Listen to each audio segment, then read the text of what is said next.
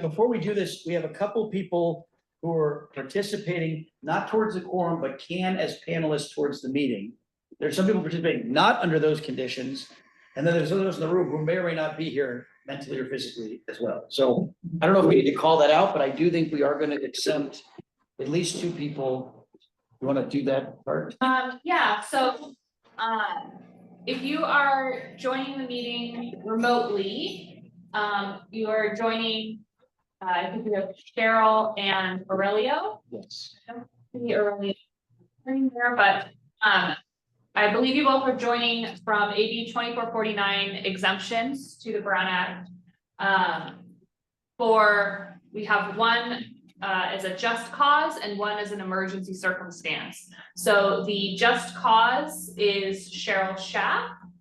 And then the emergency circumstance would be Aurelio Bizar. And so the emergency circumstance will require a vote of the committee. Because everything is complicated. So the emergency circumstance was weather related. As you all know, we've got this big storm rolling through. And so Aurelio, I don't know if you are online. I thought I promoted you to panelist. Let me double check this. So we have to decide whether it's an emergency or not. We just have to accept the emergency, Yeah, which I would just recommend we do. Just to accept, yes. But Aurelio declined to be promoted to a panelist. Are you just joining? Are you joining as a member of the public? You will have to be promoted to panelist so that we can view you on your camera in order to participate remotely. Oh, I see. I see him there now. Wait. Can you hear me? Yeah, we can Yes. hear you great. Can you put your camera on already? I'm trying to work in my camera because in my cell phone. Sure, that works. I don't know. Aurelio, you're gonna get a notification of being promoted to panelist. Oh, If you'll okay. please accept that invitation, and that would allow you to turn on your camera. Okay, can you? Okay, join us.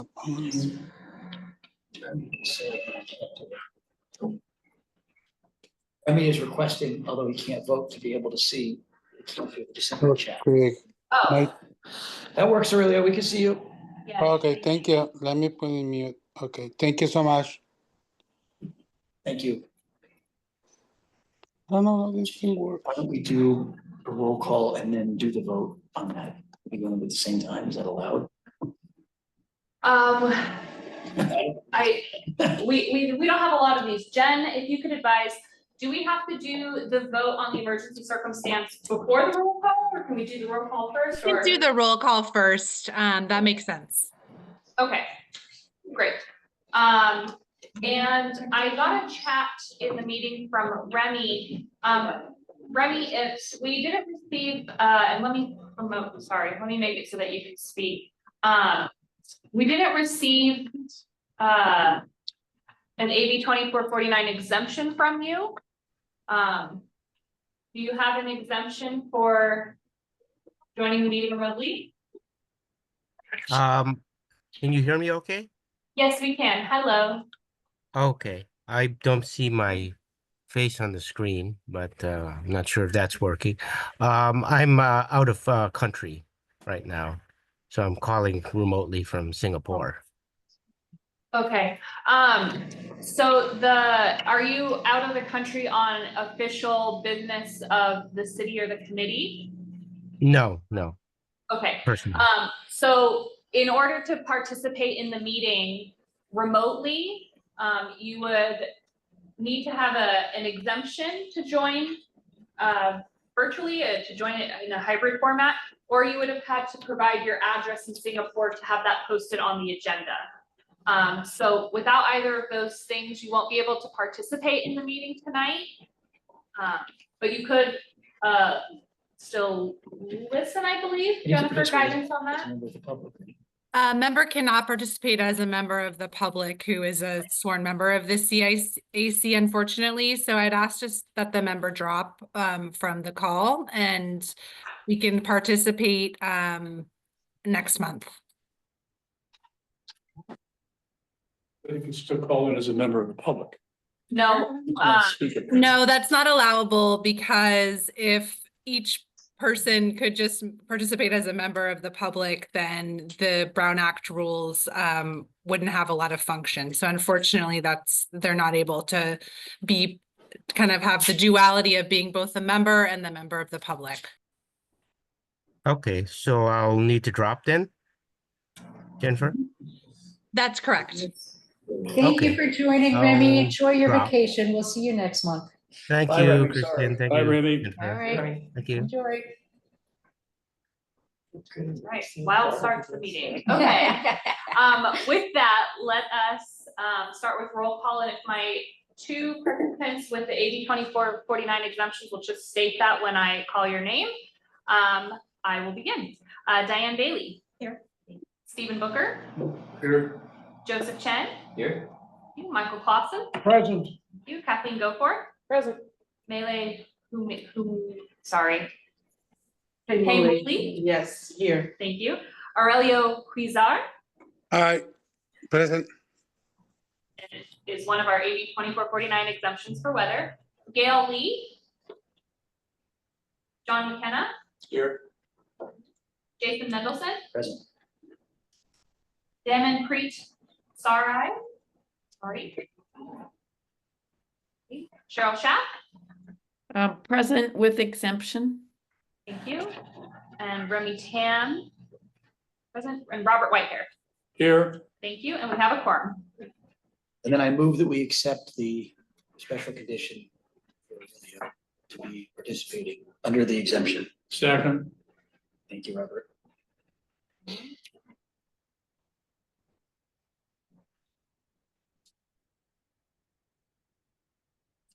Okay. And so now we'll take a vote to accept committee member Aurelio Cuizar's AB 2449 exemption for weather.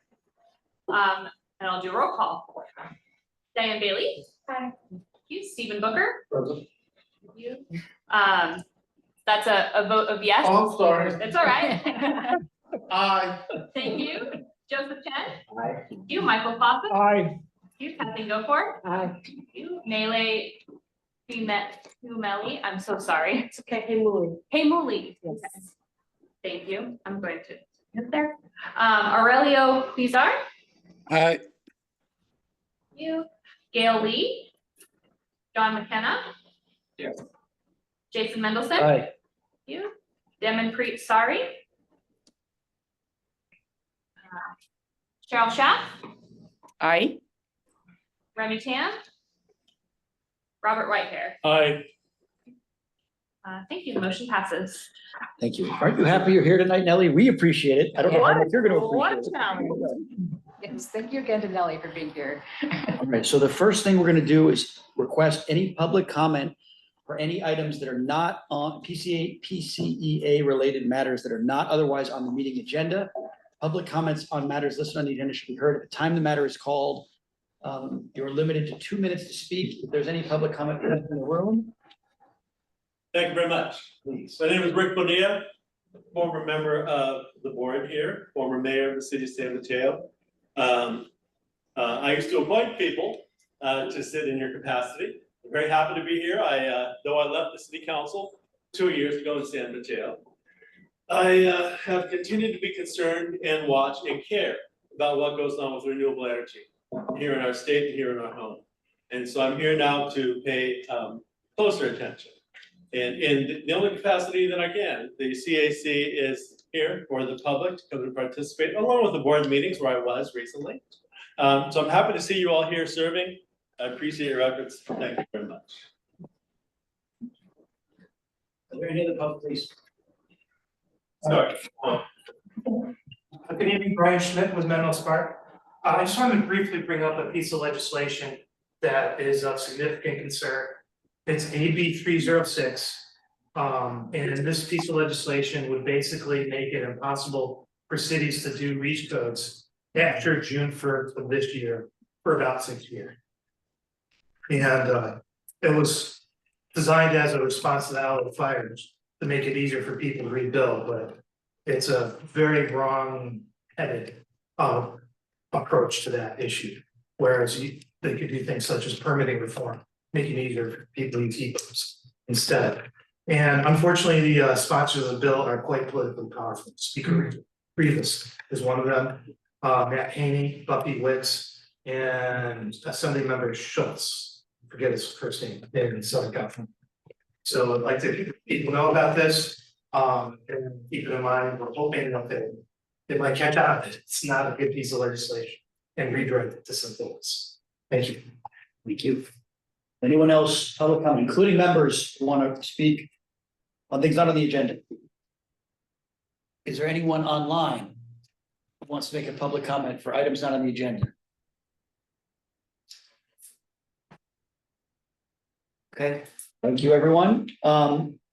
Moving on to the next item, which is the approval of the minutes from the January 9th, 2025 regular meeting and approval to the consent agenda. It's an action which I need a motion for in a second, and then a roll call vote. If people need time to review the minutes, please do so. I will point out that the minutes are online in the form of the YouTube recordings. You get the actual tone, tenor, and verbatim speeches and things people say if you want to review it. I'll also point out that's also the case for the board meetings. I'll speak about that more in a minute. But I would love to entertain a motion to approve the consent agenda and the minutes. So move. Thank you, Michael. Second from Mela. Okay, thank you. We'll get a roll call on that too, please. Oh, is there any public comment on that before we take the vote, I guess? Any online? Okay. Thank you. Okay. Okay, Diane Bailey? Aye. Stephen Booker? Aye. Joseph Chen? Aye. Michael Clausen? Aye. Kathleen Goforth? Aye. Melee Haywood? Aye. Aurelio Quizar? Aye. Gail Lee? John McKenna? Aye. Jason Mendelson? Aye. Devin Preet, sorry. Cheryl Schaff? Aye. Remy Tan? Robert Whitehair? Aye. Thank you, and the motion passes. Great, thank you. All right, next is my quick report. I attended the board meeting. As we always say, I recommend you guys go back and look. Two of the big things they discussed at the board meeting were the strategic plan. They took a lot of they seemed to very much listen to the recommendations we made. And they in part tabled the final, it's hard to explain how they did this. They approved the spirit of the strategic plan, but decided to wait another month to do further review and wordsmith it a little more. And I think they did that in part based on what we recommended to them. But I think that they're in line with that, and that'll come before us again in the future. I also commend you to look at the board meeting opening, because they did ask questions that I know people here want to know about what's happening in the current state of our country and the effects of the immediate executive orders from day one and going forward from the federal government, the executive branch. And so I recommend that you take a listen to that, because the staff had some good initial responses to what is immediately going on. I think that was 2 weeks ago. It feels like a year passes every week under the current way things are working. So I can only speak to that in that context. I want to spend the rest of the time here speaking about, again, the board has asked me to try to streamline some of our meetings. And I think in part, we've met about this a little bit. I think one of the things we want to do is encourage everybody to speak when they want to speak. Encourage everybody's voice here is equally important. And to that end, I think it'll be really good that as an advisory committee, we get to discuss things and advise the council and speak to the public, but also make sure that everyone feels like they're being valued and heard. I think some of the things we've talked about was to speed this up, to be more efficient, was to pause. If you have something to say, think about if it's more than one. Some of our topics are diverse and varied and long, but think about a way to present what you want to bring up first and get it out, and then maybe circle back at the end if you have more you want to comment on from the discussion. But instead, I'm very guilty of this, of talking about things 3 or 4 times in a discussion. I'm going to try and wait and come up with a way to do it all at once. Obviously, it'll be based on what we're doing in the moment, but I think it'll be useful to think about that. Also reflect on what others are saying, do the active listening thing that we always do, because sometimes the greatest things I learned or something that somebody says is a throwaway at the end of their comments, but that provokes future discussion and is useful. I do think we do want to be respectful of people's time. I know that I've fallen asleep within 5 minutes of getting home from the last two meetings, so I'm exhausted. this? Pardon? So can you streamline this? Yes, that was it. So do your thing and then move on. No, that was. Well done. Be respectful because of the time. We have a pretty short agenda this month and a pretty long one next month. But I know there's a couple of things we want to talk about here. So even though I just said what I said, we may suspend some of the suggestions for this meeting. So are there any public comment on that or discussion on my report? Questions? You all know how to go online and look at we'll talk about the new website, but all of our meetings are on there on YouTube, all the board's meetings are on YouTube, and you can get, and they're all broken up by agenda items. So you go right to the part you want to listen to and learn about. All right, any public comment online? Okay, great.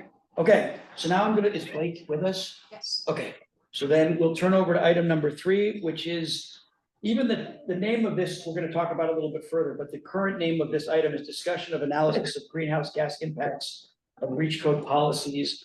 And Blake is going to lead us in the start of this. And then again, I'll remind everybody, part of the plan here is if you have questions on the presentation, you can raise it. We're going to save the discussion until the presentation has been completed. And if we need more time to discuss this item, we can always take that for this particular. Oh, go ahead, Daniel. I don't want to speak for Robert. I think there was a request to talk I had a about. request to change the title. Sure. You know what? I think We can do that. we can't, but we can discuss it. I think we can make it the first thing we discuss. Is that okay? Well, if the title is not changed, I'm going to move that we table it. So I'm going to be real blunt. I am going to move that. Okay. But And we'll get into this, we'll get into the discussion and then we'll wait for the discussion. Like, the important is the outcome of the discussion, right? No, no, no. I think that there are some elements of this that are a little bit misleading, probably unintentionally, but Robert and I worked pretty hard to bring this to the CAC last spring. I think it was May. At the May meeting. We understand that it takes time and we're very appreciative of the hard work of staff to bring this issue back to us. But the initial request was just around the right to know of the public and officials when they're deciding about policies that PCE is promoting. It wasn't targeted specifically to REACH codes. There was a broader request that when PCE promotes policies that there be disclosure on the impacts, not just monetary, which is typical, but also the climate and co-benefit impacts, so that people can make decisions in an informed way. That was the initial request. Through the chair, can I read the title that we adopted originally? I want you to do that.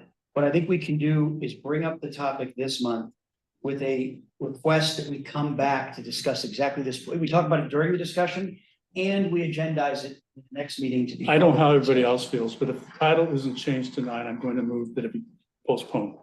Okay, I say that we, and Blake, feel free, I believe we are addressing the substance of what you want to address tonight, even if the title isn't exactly what you want. Could we get our teacher voices, please? It's hard to hear back here. Okay, yeah. Thank you. What I said is, I believe we are addressing the substance of what you want to talk about tonight, even if the title doesn't completely reflect that. And I want to confirm that with Blake. It's going to depend on, I'm sorry. Yes. And I apologize for the misleading title. I agree.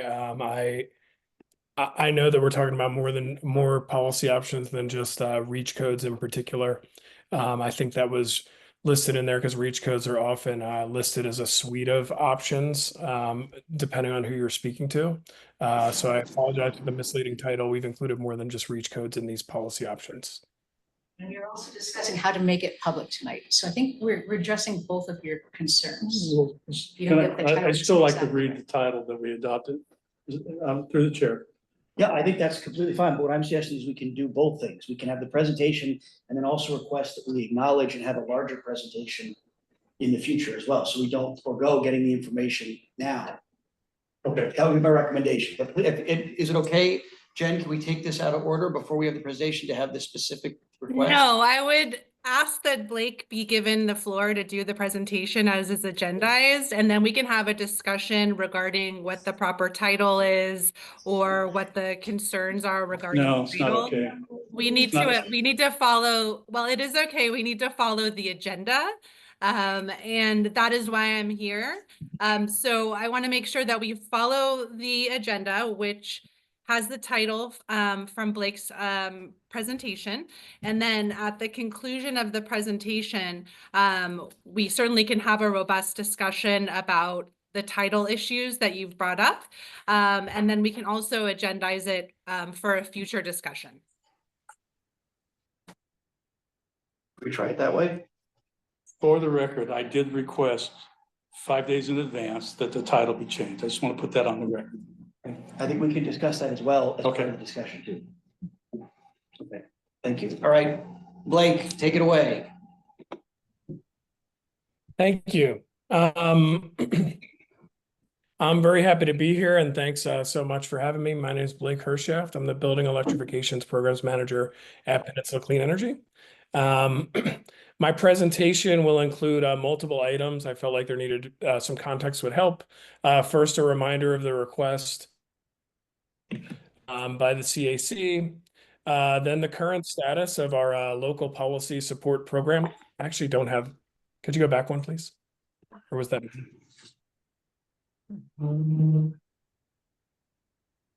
Thank you. How do I move the slides forward? I think I can move them. Is that right? I think you are moving them. That is you who just moved them. With your arrow. Sorry. Okay, it is me. Right, thank you. Thank you. Let me know. There's a storm, so if my internet is unstable, please let me know and I'll go into a hotspot. So a reminder of the request, then the current status of our local policy and reach code support program, which is very active right now. And then the greenhouse gas emissions tool that we are using to help satisfy the request of the CAC, which is a really good request that definitely helps policymakers understand the different options that are available and the greenhouse gas emissions impact of those options. Some notes. We are lucky to have Emily Saul here from Rincon Consultants to answer questions. She is a sustainability planner, works on the RICAPS program, to help develop this tool. And then I also wanted to note that although reach codes is in the name of the agenda, we are listing all policy options here that we know of and would be happy to have any additional input.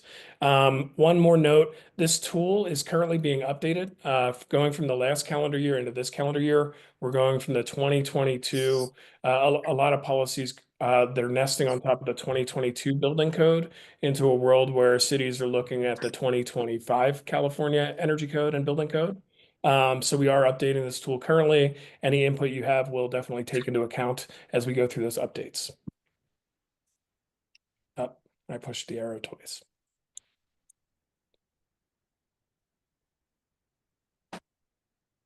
Okay, some background. In 2024, CAC requested the PC and our consultants share greenhouse gas emissions impact of reach code policy options and other policy options.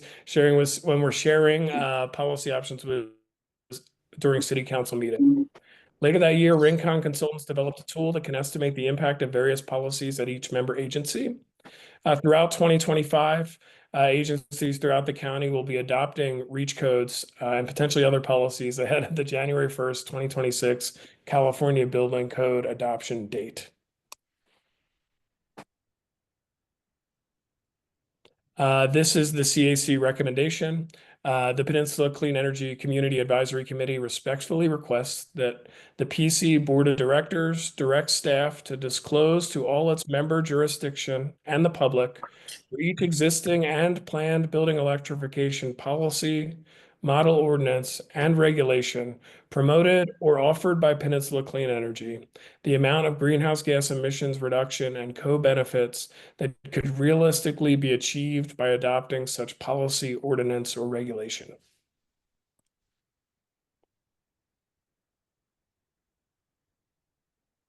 Reach code's background, I'll go through this quickly. The context seemed important. Background on progress of the statewide code, specific policies being considered and discussed by jurisdictions in San Mateo and Santa Clara County, and the timeline this year.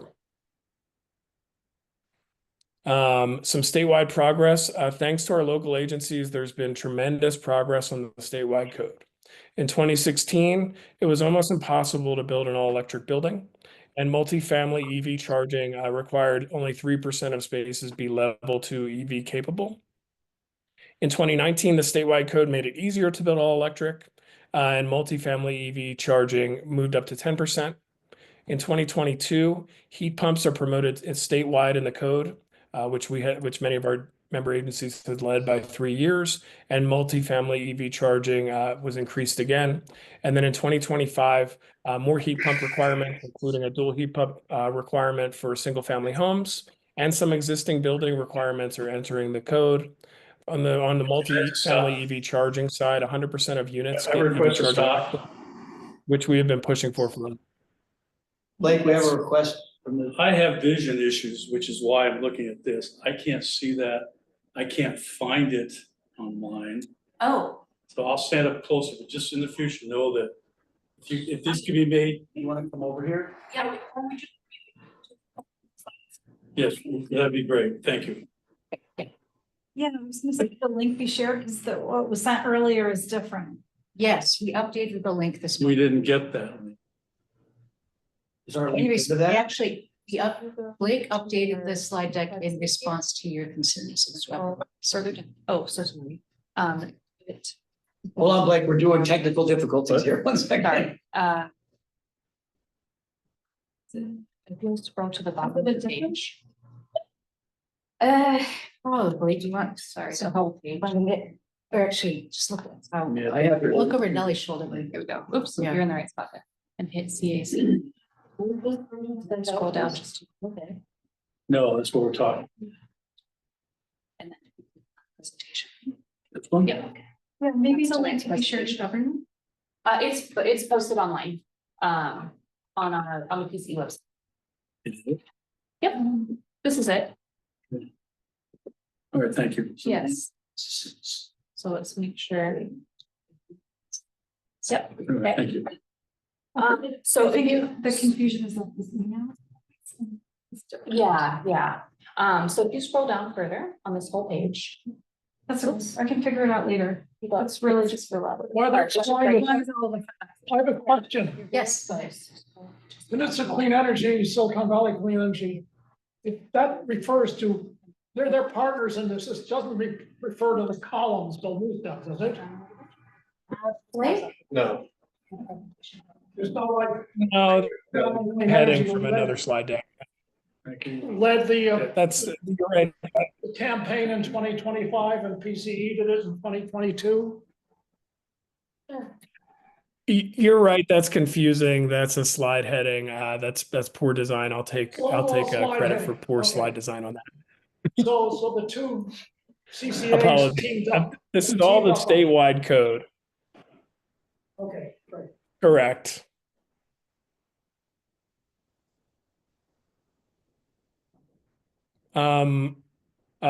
In closing, we're really happy about the multifamily EV charging requirements and the progress on buildings through 2025, and thankful to all our agencies and people in this room who work so hard on this.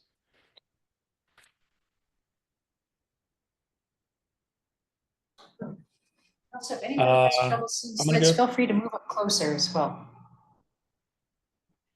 Good, Blake. I'm going to go through these one by one and quickly. On the left, you see building type. So right now I'll be talking through single family. On the cycle, you'll see the 2022 or 2025 building codes. And at the very top, space heating, water heating, and other appliances. In 2022 and 2025 for single family, heat pumps are required in our climate zone in the state code. In 2022, gas was still allowed, and in 2025, a heat pump water heater is prescriptively required. Appliances are not impacted by the code. When it comes to multifamily, in 2022 and 2025, heat pump requirements for space heating. In 2022, gas was still allowed, and in 2025, heat pump water heaters are required when they're individual in the multifamily unit. And when they're central systems in, say, a large apartment building, those can still be gas. For non-residential, uh, red here means gas still allowed. Single zone heat pumps required in most building types, but gas is still allowed. And there's the same single zone requirement. Multi-zone heat pumps are required for offices and schools, but in some cases, gas is still allowed for non-residential new construction. For water heating, in 2022, heat pump water heaters in schools under 25,000 square feet were required, and that is still true today. There is now an electric readiness requirement for commercial kitchens, which we're very excited about in the 2025 code. And in the 2025 code, this is very small, so I apologize. Pools and spas are to be heated by heat pumps, or primarily by renewable energy, which would often be solar hot water heating. We presented this presentation to many jurisdictions, but we only had so many PCE agencies there. It was during a monthly meeting that Silicon Valley Clean Energy holds. We are going to be presenting this again at our RICAPS meeting later this month to get more information about what kind of policies city staff think that the cities will be interested in this year. There was interest in AC to heat pump. That's when you replace an air conditioner or add a new one in an existing single family home, that it has to be a heat pump. It's a very smart, common sense strategy, and allowable under Cal Green this year. Jurisdictions are also interested in electric readiness requirements, and energy performance requirements, single family flex path, which I can explain if there are questions later. And no one said none of these. Alternative reach code rankings. These are titles selected by our sister agency. So I apologize if they're confusing. I'm just going to go through. Gas water heater to heat pump water heater requirement when a gas water heater is replaced was of interest to some of our member agencies. An air quality ordinance was not of interest. That's something that's adopted that often in Silicon Valley Clean Energy territory, but has not been in ours. Green building ordinance. Zero carbon energy did not have interest, and none of these did. Some people did say that. What was the ranking of? What was the ranking of in that last slide? Oh, the rankings aren't great. We're changing the survey. I can share the survey results later this month at RICAPS. In this case, this means 4 people that answered this question ranked this policy the highest. Later this month, we'll be asking likelihood to adopt for each policy as a separate survey question. We had tried to limit the survey questions during this, so it didn't give perfect granularity of results. I just been using this to go through and show that there's interest. We'll have more information after the RICAPS meeting this month. Can I ask a clarification question? I see Yes. 5, 6, 8 regular reach code ranking. So that means 8 of the jurisdictions replied out of 21. Is that right? 8 city staff or jurisdiction staff replied. We will have this like with the number of jurisdictions later this month. I believe only 5 of our member agencies were at that meeting. Okay. Because of meeting conflicts, essentially. All right, thank you. I'm sharing this to show interest, and because it's from another slide deck, it's not a perfect data point in terms of the numbers. Yeah. Question, were these all? Our timeline. Go for it. Were these all cities in San Mateo County? Those 8? Those numbers I gave you before. Yes. Okay, thank you. Was Los Banos in there? Uh, I mean, they're part of the district. They were not at the meeting, but I will reach out to them. Thank you. They're going through a bit of a staffing change, and I will reach. This text is very small. I'll let you know right now we are planning materials and meeting with our member agencies. We're continue through that phase through Q2. Other materials are being developed by other actors such as the California Energy Commission. We're also waiting for a software to come out.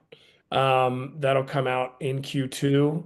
That'll allow us to help plan for Q3 and Q4 where final tools will be developed, and we'll expect local adoption to begin. It's preferable for a member agency to adopt before January 1st, 2026, when the building code goes into effect. However, traditionally, we've seen some member agencies lag behind, so we expect to potentially have some adoption in Q1 and Q2.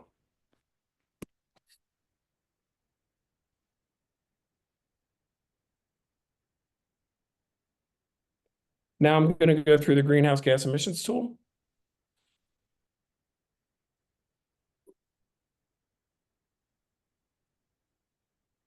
I pushed the button, it's going. The data is from the National Renewable Energy Lab, NREL's ResStock and ComStock models for San Mateo County.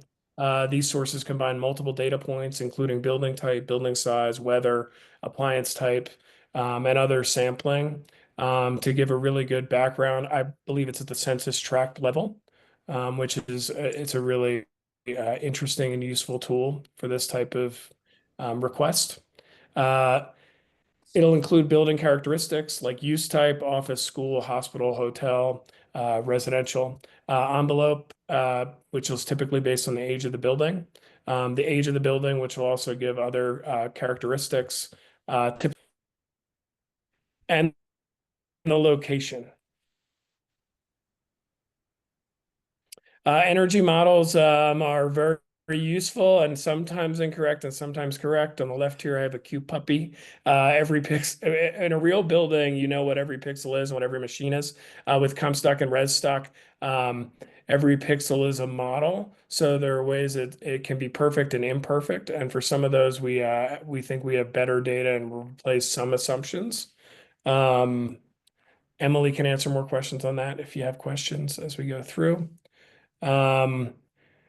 We use the methodology uses ResStock and ComStock data for San Mateo County to disaggregate the city of San Mateo's.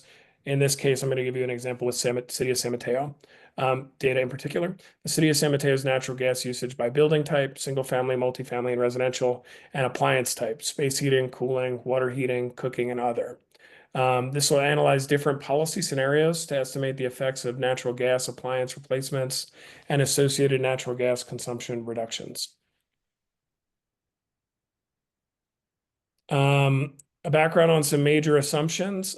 Some ordinances are easy to model, such as a ban on gas or a mandate. Other ordinances, such as a building performance standard or a pre-wiring requirement, are harder to model because there are multiple avenues to reach the same goal. For pre-wiring, for instance, there would need to be assumptions on how many people would take, what percentage of households would choose to electrify their range because there's an outlet behind it. In these cases, assumptions must be made. For example, the percentage of buildings which electrify versus spending more money to retain gas but improve building efficiency. That's in the building performance standard example. This tool, I was just looking at it, there's 900 rows in the tool, and then it's backed by NREL's more complicated tool. We provide a list of options. I apologize for the text being small here. Different policy options that jurisdictions might consider. Can click choose yes or no, and then know the impact in 2030 and 2045. For simplicity, I'm just showing 2030 GHG gas reduction impacts on this page. The next column is 2045. Okay, question. You said earlier something about city of San Mateo. Go back to Correct. the previous chart, if you don't mind. Yes. Is this data real or is this? Yes. I believe I have the numbers shown on the next, so it might be easier for me to. Well, but is the city of San Mateo data? Yes, it is City of San Mateo data, and yes, this is, Thank and you. so is the next chart. The next chart is an output of those same exact numbers we were just looking at. On the top, you'll see greenhouse gas emissions, savings, metric ton CO2 equivalent. And here, a list of policies. I'll go through them right now. New construction energy performance standard of the 2025 building code. So the top, the royal blue are new construction policies. The green are existing building policies. So is the teal color. I just highlighted that one as that looks like it may be popular this year. So going through top to bottom, new construction energy performance standard in the 2025 building code. New construction, local zero NOx emissions rule for new appliances, specifically in new construction. And then the new construction impacts of the BACMed zero NOx rule for new furnaces and water heaters. Next, I have existing building two-way air conditioner requirement. Existing building local zero NOx rule for existing furnaces. Next, water heaters. BACMed zero NOx rule for existing furnaces and water heaters. So the top two would be if a city were to take those on. The next would be BACMed's rule.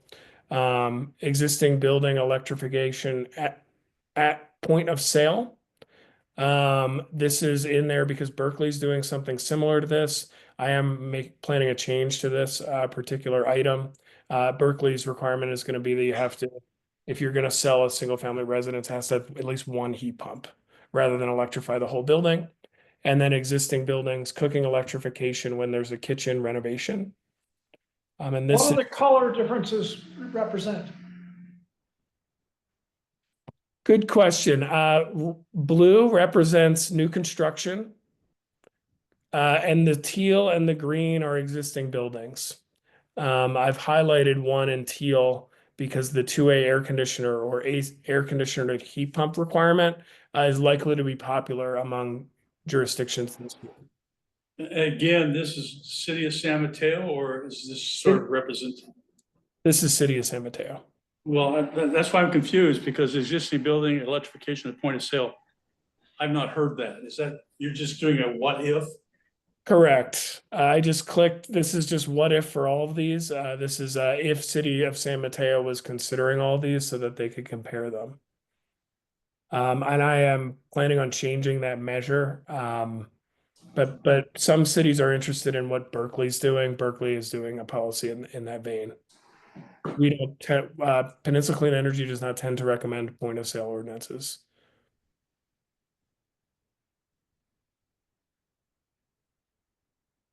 My next slide is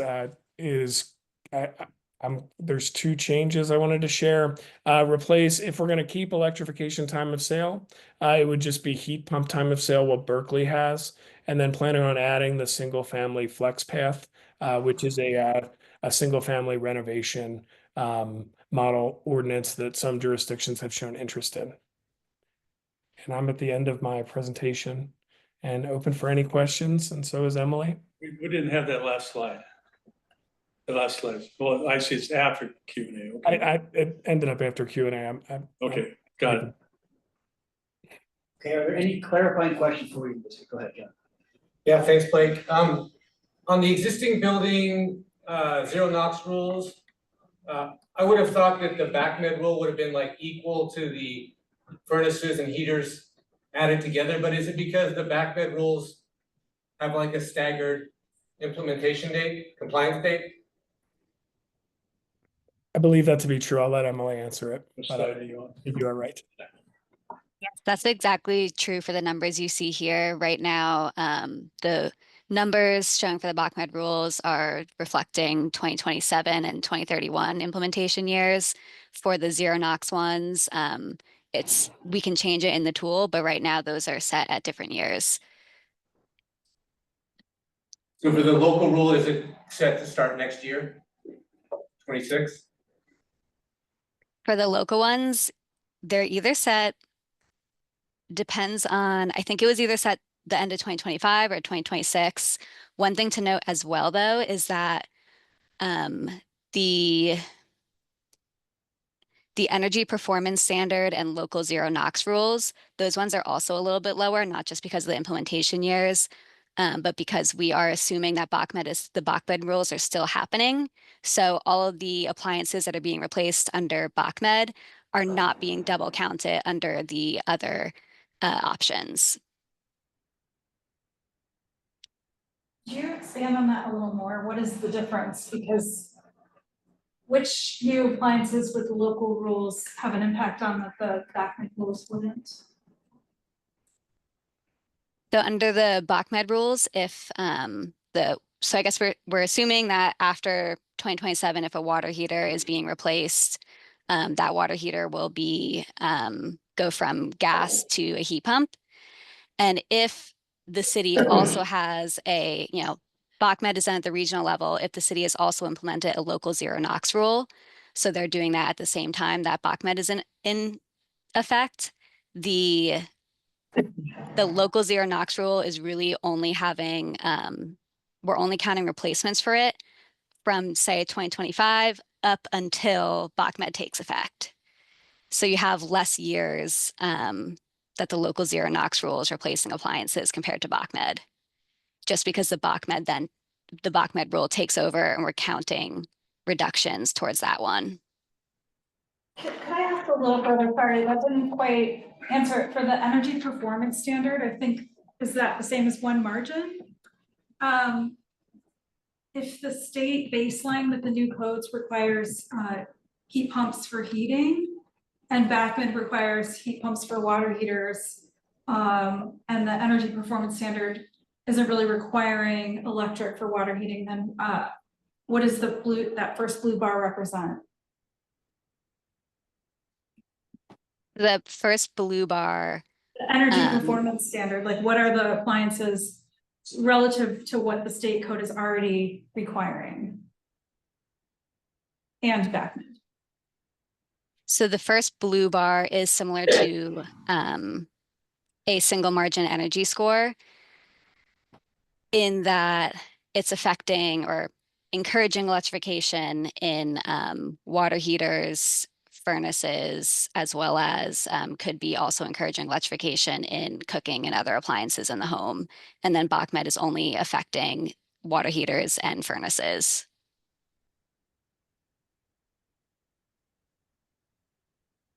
Heating, heat pump heaters. And the rest for the one margin is just encouraging, I guess, for other appliances.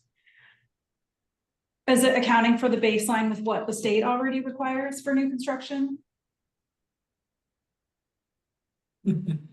As I actually believe the proper way to message this, is that the new building code, the top line, is having a significant impact.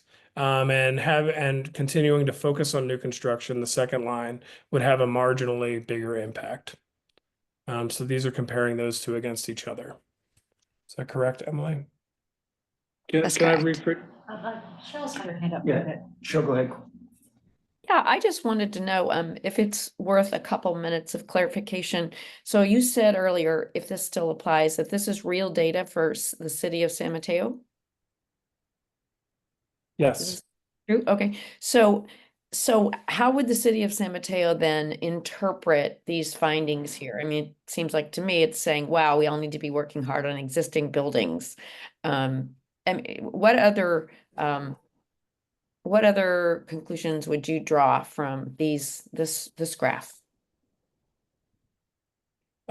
Yes, good question. My conclusions would be that continuing to focus on new construction after the 2025 building code will have a marginal impact on greenhouse gas emissions, whereas starting to focus on existing buildings will have a much bigger impact on Right. greenhouse gas emission savings. And do you have any sense, Blake, for if we could extrapolate this data to the other communities in our territory, would they be similar, or do you just not have any idea? That will tend to be true. Okay. The charts won't always look the same because the cities have different percentages of residential and commercial construction and stuff like that. Right. This tool was developed so that it could be specific to each agency. This seems like really, really powerful data for a community to have, and an environmental quality commission and sustainability staff. Seems very powerful to me. Other clarifying question before we get into discussion? She was first. Go ahead, Kathleen. I had Two questions. First of all, I heard reference to single margin energy score, and I have no clue what that means. What is that? What is single margin energy score? Go ahead, Diane. That's a good question. There have been multiple names. We've been calling it the energy performance approach in our program. This is where you're allowed to build gas or all electric, but you have to meet a certain score. The score is kicked out of the California Energy Commission software when you model a new construction building. By requiring people to meet a certain score, you typically automatically meet that if you go all electric. And if you choose to use gas, you'll have to add additional energy efficiency measures. This is an approach that we used after the Berkeley ruling. So January 4th, 2024, Berkeley had lost a lawsuit at the Ninth Circuit Court of Appeals, which said that one of their rules, and thus a lot of the rules that our cities had adopted, needed to be taken off the books, and we needed to use a new approach. This particular approach is proven to be EPCA compliant. Okay. Thank you. Can I ask more? Yeah, two questions. Oh, I'm sorry, Kathleen. I hope this is quick. I thought I heard you say PCE does not recommend the point of sale approach, and I'm just wondering, is there a quick answer to why? We have heard a lot of pushback on that in general, especially from our realtor community. It can make the time of sale hard, so we haven't necessarily seen a lot of interest in that approach.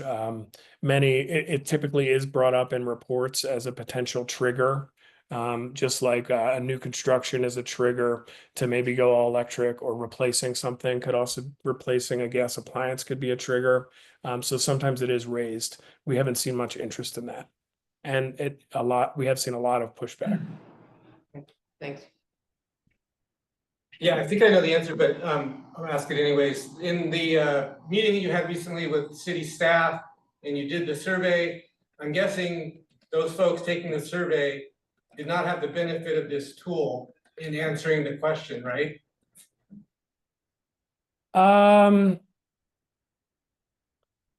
That's a good question. So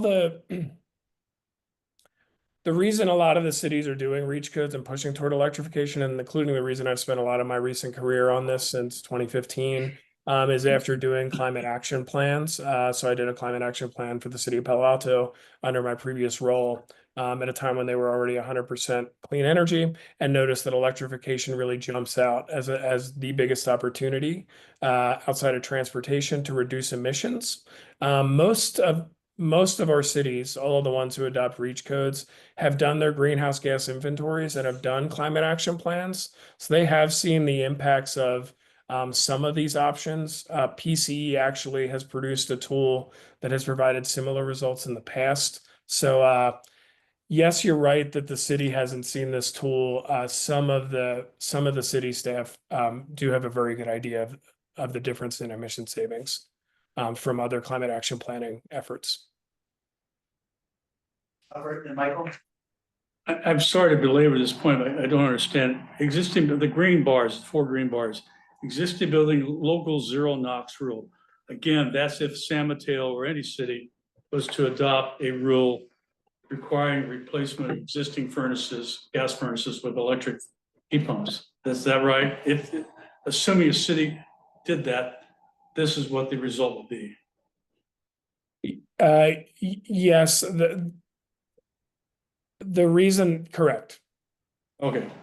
And the same with the other locals on the existing water heaters. And then the Bach-Mid rule is separate. Yes. And the reason those 2 green bars added together are higher than the Bach-Mid rule is because if it was a 2025 implementation date, it would be much higher than 2027, 2029. Okay, got it. Thank you. Yes, Steph. Blake, I think I heard you say that your assessment of these data was that it was more promising in terms of greenhouse gas reductions to focus on existing buildings rather than new buildings. And is that because there's a lot more existing buildings than new buildings? Yes, it's for, well, the main reason now is that the statewide code is going to be appropriately addressing new buildings. And then the second reason, yes, in any given year, 99% of buildings are old and only 1% we only add 1% to our building stock. So does that have implications for the types of efforts that Peninsula Clean Energy takes? Focusing more on existing buildings, for example? Yes. Any other clarified questions? Online? Okay, I would like to, Jen, I need your help with this. I want to break the discussion into two parts based on our earlier starting of the discussion. The first is a process one, because again, I want to apologize. I was so eager to get this data and do this that when I reviewed the agenda and approved doing this agenda, I did not appreciate the specificity in our opinion, is over specificity of the topic. And so I want to apologize for that, but I do know that members did reach out outside of the 72-hour window, multiple members to change this, which I of course was open to because we wanted to be more broad, but I think it would be good to have I know in the past we've been told that there's a review process that goes through multiple steps, so that's more than 72 hours is needed, but I need to understand that because obviously we could have solved some of this if we were able to address it. Again, it was within the day of getting the agenda, the requests were made, and we were instructed we would get it covered anyway, which I think we had a great presentation. But process-wise, how does one make a change to an agenda so that it's meaningful and not delaying us further in that context? That's a process question before we get to substantive questions.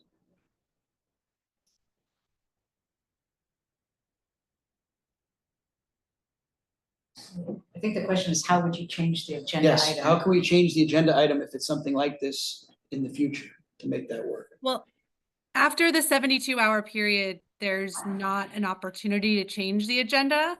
So it would have to be coming in prior to that posting. So under the Brown Act, it has to be 72 hours before.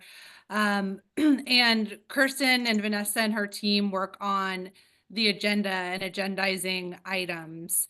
So any input would need to be given before that period.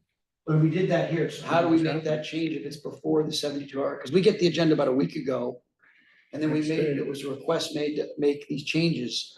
How would one do that if it's outside the 72-hour window, but after we've first seen it?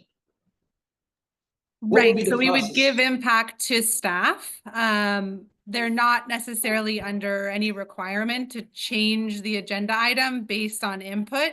So that would be a conversation with staff. Okay. Theoretically, how that would work, and it's actually quite a lot of work. And so I made the decision not to go through all that work because I think we can address the substance of your comments in the conversation without going through all of the staff time to make a small administrative change on the agenda. So what it would take is we would need to go back and get approval for the agenda from Sean. We would need to get approval for the agenda from Jennifer. We would need to reissue the agenda. We need to come post it physically here, the new agenda in the building. We would need to send it out again, and we need to repost it on the website. So it's a fair amount of work, and I made the judgment call that I didn't think that work was as important as the substantive conversation that we're having now. So I figured it was more important for us to take your input and to give you the information I think you were looking for in the slides and in the conversation. I will reserve my comments till we get to that part of the substantive part then. Okay, but on the process part, then my question would be, my concern is the whole reason we have the agenda and the reason we have the 72-hour notice and the public notification and everything in advance is so the public can know the scope of the discussion. So when it's narrowed down, which is an interpretation of what could be seen here, how do we then make sure that we cover the bigger picture that was the original request that we were assuming we were covering when we started? I understand the resource allocation issue, but my question is, like I was trying to say at the beginning, my solution would be that we have to agendize it again if we don't have a full discussion for the sake of the public to understand that the scope isn't limited just to, in this case, reach codes. So I throw that out there as something we should consider how we can ameliorate that. Again, I take responsibility because I got this in advance. I missed it. I didn't think about it. I just was so eager to do this that I wasn't looking at the wording of it. But I think I'll be more careful in the future, but short of us doing that, what if there was, well, okay, all right, you answered the question. All right, did anybody have a discussion on the process part before we go into the substance part? I just make a comment on the process part. That's why we had those nice 9, 10, what we have now on our list of resolutions last year. Well, all of us, including myself, will follow that, make sure that whatever comes is in line with that. I think that's fair. And I'll do a better job of that. I apologize again, because I was so excited we were doing this at the top of the meeting, I didn't get into the broader scope of it. Okay, No. on a substantive thing, I would I'm sorry. Through the chair, now that you've had presentation, do you have public comment? I think, let me ask Jen, would you prefer that I go through the discussion phase, or can we take public comment on the first part? It's up to you, however you want to do it. Please go ahead. Yeah, sure thing. So I just want to comment on this exact conversation, and I wasn't aware of this until I got here and saw and heard all this. But in looking at the agenda as I did, in fact, I was looking at it and I found no way to find out where the discussion of the analysis was presented, or where, for another item, review results of community advisory committee. I would assume that the CAC members would be able to review these things before the meeting, but I didn't see anything. And I asked and I was told, no, there's nothing to see, there's only this. So. No, for these, we did, it's in our agenda packet. Okay, And it's and the presentation slide. I couldn't get it. We're online. So as a member of the public, Right. I was trying to get informed so that, and because when I'm looking at agenda, it helps me decide whether I'm gonna be here at the meeting or not. Right. Is this something I wanna take part in? Is it important to me? Right? So that's all. Thank you. I agree, thank you. Any other public comment on this point before we get into the bigger discussion? I would just like to address that the agenda is required to be posted 72 hours ahead of time. And the agenda packet can be distributed after that. I think our folks are very good about getting it up many days in advance, which is not necessarily a requirement of the Brown Act.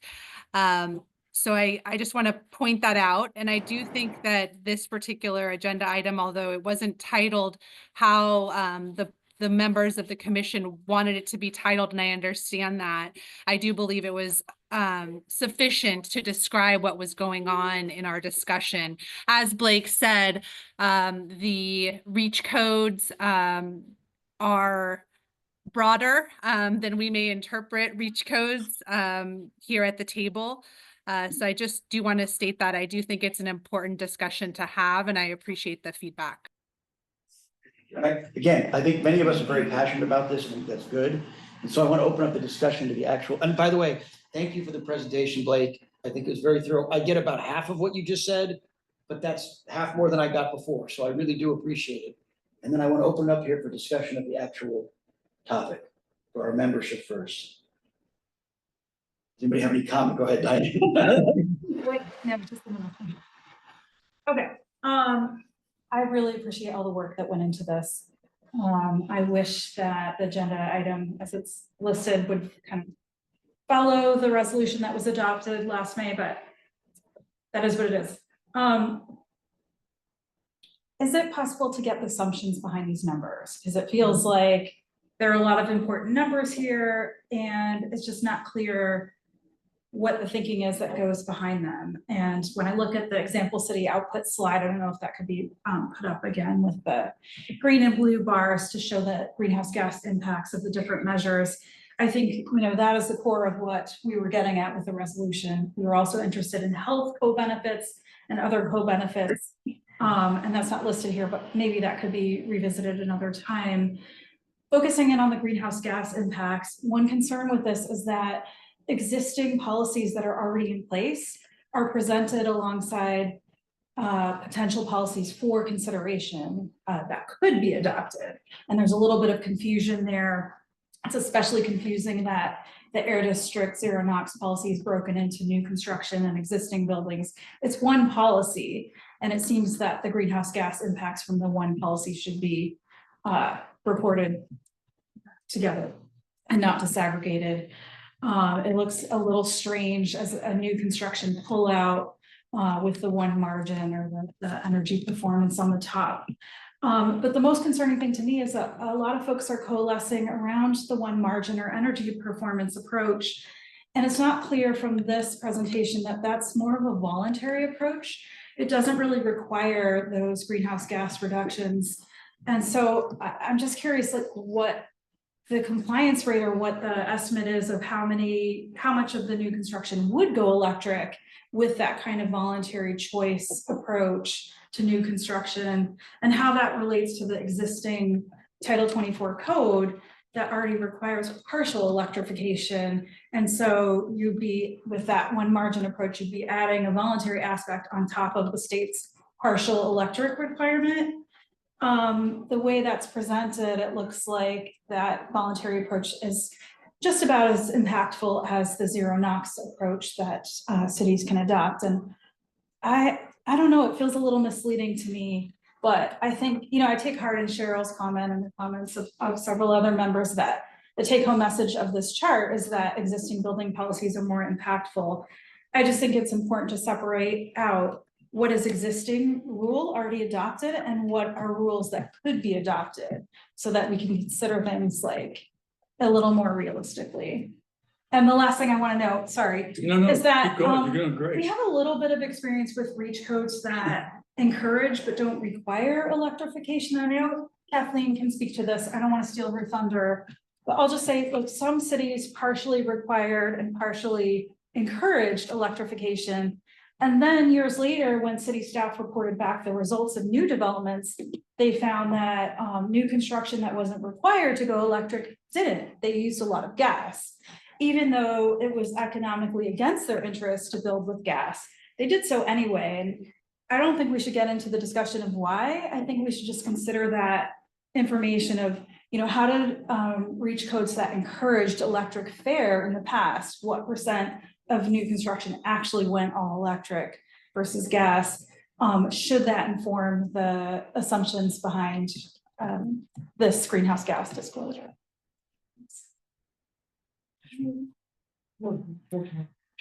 That chart, that's the great chart. I was really heartened to hear, Blake, when you said that we're learning that the major impact of electrification, the major impact of reducing greenhouse gas emissions is in existing buildings. That's absolutely correct. And I want to point out why I get so passionate about this. Diane and I and others, starting in about 2018, went basically door to door, city councils all over San Mateo County. And you should hear us, I'd like to repeat sometimes some of the things we heard, just because they didn't understand what they're getting into. Reach codes are reach codes, and there's all these other policies they can take. And they have about 10 minutes to try to understand it, the 3,000 other things they have on their agenda that night. If this is not clear to us, if it's not clear going forward, there is absolutely no way that it's going to be clear to the council members when we stand up there in front of them. And then add on top of that, we have Nextdoor and we have all the other social media, which just tries to stir the pot sometimes. Clarity of message, clarity of strategy is so blessed and important. And that's why when I saw this, I said, are you kidding me? We have to get this right. And on top of that, I will say that I commit to going back to my council and going back to others to tell them what this is, to be the go-between. That ain't easy. We're showing up at the Blue Sky session in San Mateo on February 22nd. We're going to explain this as best I can in 5 minutes. So that's those 9 or 10, what do we have on that chart? We got to follow that, guys. I'd like the comment that Diane made about the existing building locals. I'm glad somebody studied that. That's perfect, but we can't give that out that way. It's got to be done in a way that we can explain it.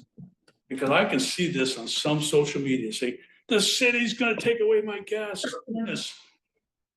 I'll tell you a story about Rick. He told me one time that people tell him, I hear the gas police are coming to get my water heater. You laugh, but they really believed it because of the way it was explained. This is a tough issue. We decided we've all volunteered for this. Sometimes I wonder why. We volunteered to do this, but we got to get it right. And that's why this data, all this has got to be done in a way that makes sense. And electrification is the one most profound, most immediate thing that people can do personally to have an impact on the climate crisis. Electrification of existing buildings. It ain't cheap, but you're going to replace your water heater anyway. You're going to replace your furnace anyway. Sometimes, so have an option to do it. I'll stop. So now you know why I'm so passionate about this. I have many miles on my car and many times in front of city councils, as does Diane and Kathleen and the rest of us. Or you, Kathleen. Kathleen and Michael. Okay, question. I agree with, Diane's comments about it would be helpful to have the stuff that's already in place kind of clearly separated from here's new options moving forward. And you may have covered this and I missed it. You said you have been talking with representatives from several cities, but am I correct that you haven't yet started kind of taking this around, doing dog and pony shows with the councils yet? Is that correct? Correct. Okay, so correct. We finished it. So I guess I was wondering, is this slide something that you would be using in a presentation to a council?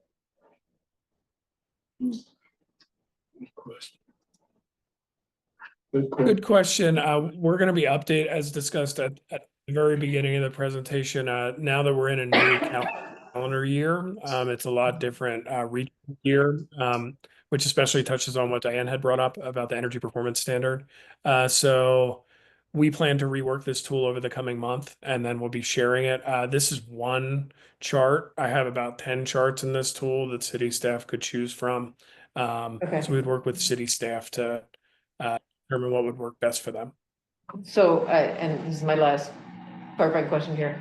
You had the two-way AC in a different color there. You wanted to highlight that that was something you've got an interest in.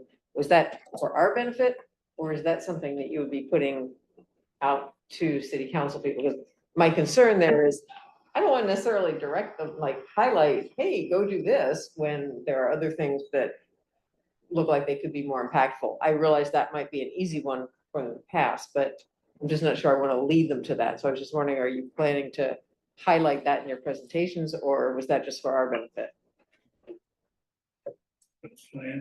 Really good question. This slide was all blue. I highlighted these individually just for this meeting for your benefit. Okay. I could see a city staff, sometimes city staff offer a few options. I could see city staff individually highlighting ones that might be on the table or something, but I wouldn't lead them in that direction. Okay, thanks. Like it was actually John. Well, actually, I'm wondering, I want to give Blake a chance to respond to any of the issues that have already been raised, particularly by Diane and Robert.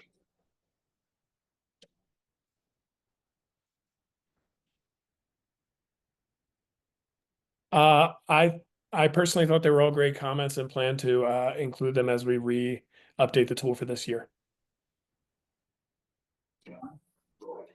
Yeah, I guess it's a clarifying question, but maybe also a suggestion. I look at this particular slide and in my head, I think single family homes. And I guess I'm wondering, does this apply to commercial buildings as well? Because, in Menlo Park, 66% of the emissions from buildings are from commercial buildings. And so I know there was a reference earlier in the presentation to BPS, but I'm just curious, like, do we need to divide this out between residential and commercial? And do we need to really help cities figure out what they can do to take meaningful action on commercial buildings?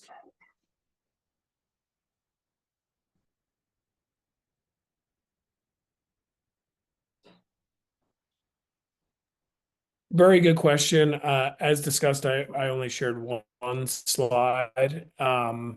It's very hard to see here. The third column is single family, multifamily, and non-residential for each measure. So those are broken out. I had just summarized them because the chart would be illegible.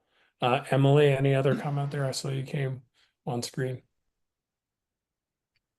You covered it, just that the tool, we have the tool disaggregate it so that you can, select and toggle the different policies to see the effect on single family, natural gas consumption, multifamily, and non-residential. Okay, yeah, I'm just surprised that the non-residential numbers are so small. So. That could also just be dependent on the implementation years or exact assumptions that we have selected in the tool at the moment. But all of those kinds of assumptions, as in the years, which policies, the compliance rates, are inputs that we can work with each jurisdiction to customize and update as appropriate. Okay, great. I just wanted to amplify that. Okay, John and Kirsten. Oh, excuse me, Robert and Kirsten, sorry, John. I just wanted to point out on this chart on the middle of the teal, the city of San Mateo has adopted the resolution to study that. So it's more than just thinking about it. Councilmember Lorraine brought forth a resolution that was adopted at the last council meeting to do exactly the study of the existing building to AAC. Matter of fact, they're going to a seminar session in Sacramento in, I think, a month, where they're going to talk about it.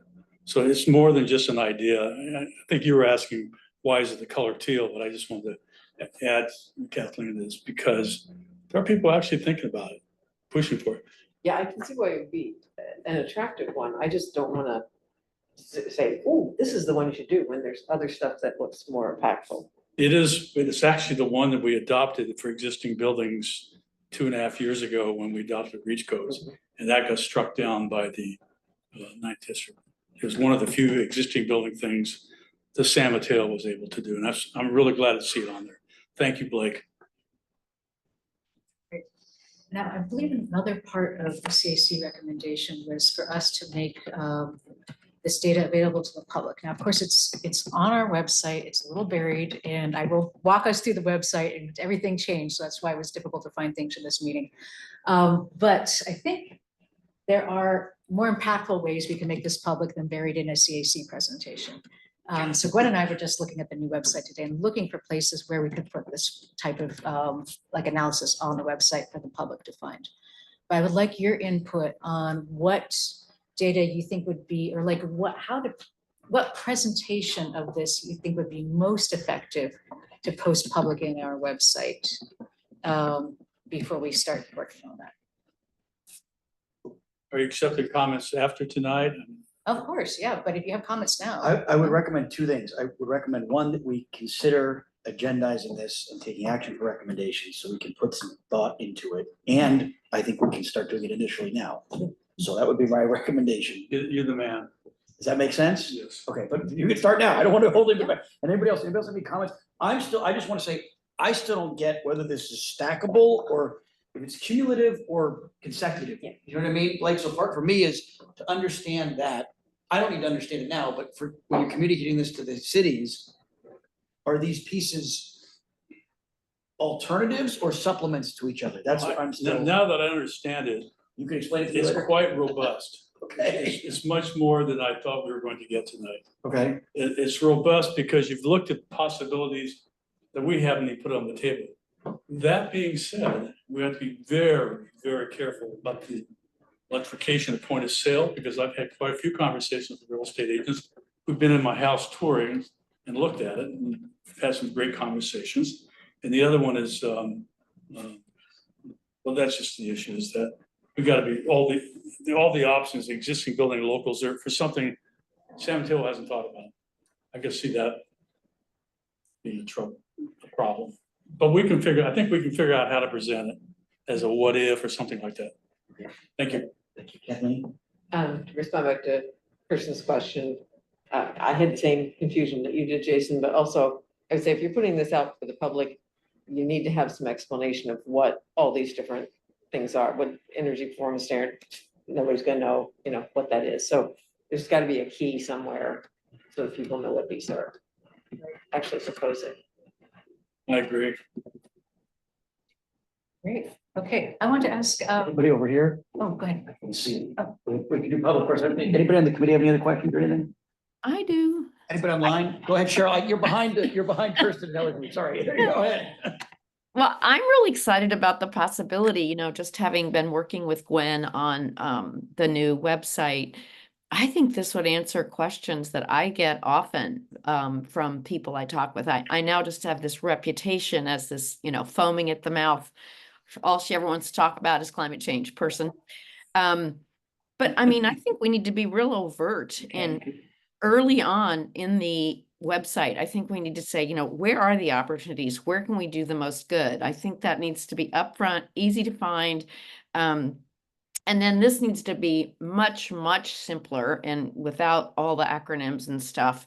But I think we need to show people that there are so many more opportunities with existing buildings than there are with just new construction. Yes, that's great. And I think most people are doing lots of innovative things with their new construction, but I just think this would motivate a lot of people if they could see it easily. And I think we need to kind of work it out so that it's a really accessible, juicy tidbit on the very beginning of the website where it says, where do we have opportunities to make some changes, as individuals. And so I just think there's a great opportunity there.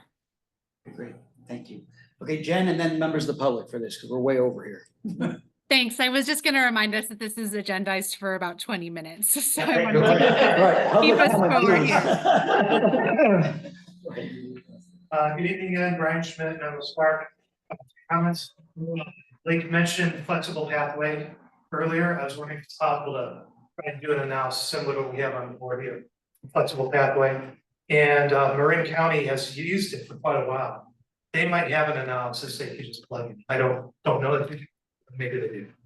And then on the issue of non-residential emissions, the point was raised about time of implementation. I think that probably makes that has a very big difference looking at 2030 versus 2040 or 2050, because those big machines last a long time. There might be an issue of implementation as well, because they probably rebuild them a piece at a time as opposed to the burnout of a hot water heater, for example. So making sure they actually comply might be an interesting question. We do public comment real quick. Back. Thank you, Rick Bonilla once again. I wanted to thank you all for the in-depth conversation on every bit of this subject that's here tonight. I wish I would have been able to preview it. I would have wanted to know more about the flexible pathway also, as was mentioned. This chart in particular, there's a huge learning curve here at PCE. We're talking about science. Council members are like, this is not what I signed up for mostly. I give a lot of us here credit for being here to, learn, right? And so understanding what we're talking about here, this is a great chart, as Robert said. And I appreciate Blake, your work. Thank you very much on that. And everybody, thank you all very much. I'm happy with this presentation for now. Go ahead, and then we're going to the next thing. Yeah, Brian just reminded me that another thing that I think should be highlighted is the fact that the earlier implementation, if a city does something sooner than what Bachman's effective dates are, that is what accounts in large part of the big benefit. I think that's an important point to get across to the city councils, because I think there's kind of this sense of, Bachman's taking care of it, why should we be doing anything? And being able to see that, oh, you could really get, a lot more reductions if you do something sooner, I think is an important point to get across. Thank you, Brian. Jogging my brain. Thank you. Okay, I'm going to move on now that we're 40 minutes behind. Here we go. Website, please. All right. Great. So and thank you. Thank you, Blake and Emily, very much. Thank you. Yes. Yes, we have a new website. Everyone knows that. And things changed around a lot, including where the CAC stuff is. So I want to show you where that is. Let me see, it's a panelist. Forgive me, because I am about 5 times slower at doing all this than Vanessa. So give me a moment to share my screen here. Has everyone seen the website? There we go. Have you all been on there? Okay. Yes, cool. Okay, great. Yay, good. All right, great. So new website, and this website was built to be more customer centric. Our last website had a lot of great information. It was a little wonky. So this is built to be, more meet customers where they're at. And to be a little simpler, definitely simpler language, and to help people along in the journey that they're at, to understand Peninsula Financial, understand the bill, get involved in our programs, and understand what we do. First, I want to actually show you where the new CAC stuff is, because this is very important. So it used to be like up here, and then there was an about, and then there'd be the CAC and the board and so on. It is now at the bottom of the Forgot the movie. Yeah, we won't be offended. How do you really feel about us? Way down. Yeah, okay, because you all, once you know where to look, you will actually scroll all the way down to look for it. So here you go. Community Advisory Committee, this is now your link. That's a really old picture. It's like the original photo. It's about 8 years old. That is. It's the same too. Yeah, great. Yeah. I love the fact that Landis is still in that photo though. That's cool. Yeah. Yes, so here's the call for that we're currently recruiting. And then got the objectives here. These events. Here's the roster, who you all are. And wait, hang on. I have to admit, I'm still finding my way around here as well. Oh, you upcoming meetings. There we go. Okay. So this takes us to the page with the board and committee meetings. Then here is a list of just upcoming meetings and agenda. But if you keep scrolling down, Kristen, yeah. I couldn't find this earlier. Nellie showed me. Can you go back up there to the agenda? To which part, Robin? To the agenda for. Oh yeah, actually, I'm gonna go down because there's a better place to access the agenda. So if you keep scrolling down, here you go. You can click here whether you want to see the full information for the board of directors, executive committee, audit and finance committee, or the community advisory. Now here, you can see the agenda agenda is posted, the agenda packet, the presentation slides, and the Zoom link to join. So this is how you find it. Scroll down to the bottom, and then once you and then you click to the meetings page, and that will bring you to the meetings page for like the board and all the Brown Act bodies. It'll give the summary of the upcoming meetings first, and you scroll down. You could click Community Advisory Committee, and then you'll find all of this here. It may sound like a kind of a lot of clicks, but you all are a dedicated audience. The goal of this website is to make it simple for everyone else. So we're making you go through a lot of work, but we're making like the average customer go through a lot less work to find what they need. So here, the presentation. So does that mean it's harder to find out for the average person, harder to find out information about CAC? No, it's supposed to be easier and it's more mobile focused. It's more modern. People of our age, it's more difficult, but for younger people, it'll be easier. I would say it's not like in the top navigation anymore because we simplified that. And we tend to put information that we like, that we think customers are looking for. And so there, in our previous website, we have tools where we could see where people were clicking around and where they were hovering their mouses and where they got bored and dropped off, and we could see a lot of the usage patterns. So we redesigned the website based on the usage data we saw from our previous website and what seemed to be most important to the average customer. We prioritized that. The easiest way I found to find it is go to the search bar and just type it in. Type in Community Advisory Committee and it comes right up. Yes, I just Yeah, did. yeah, okay, good. You click in the top left home button, Yes. because one of the things I found the most useful is when you go to the very top latest news, the read more, the very top bar, that's gonna be the thing we got most recently sent to us. That's the newest whatever, program announcement, press release. And then inside of that, when you go to this page, it's got all of the releases archived in backwards order. So that's been the most useful for me to share information that has come out, and it's in that very top bar. So whatever the Yeah. latest thing is there, and then all of the in reverse order announcements are in there.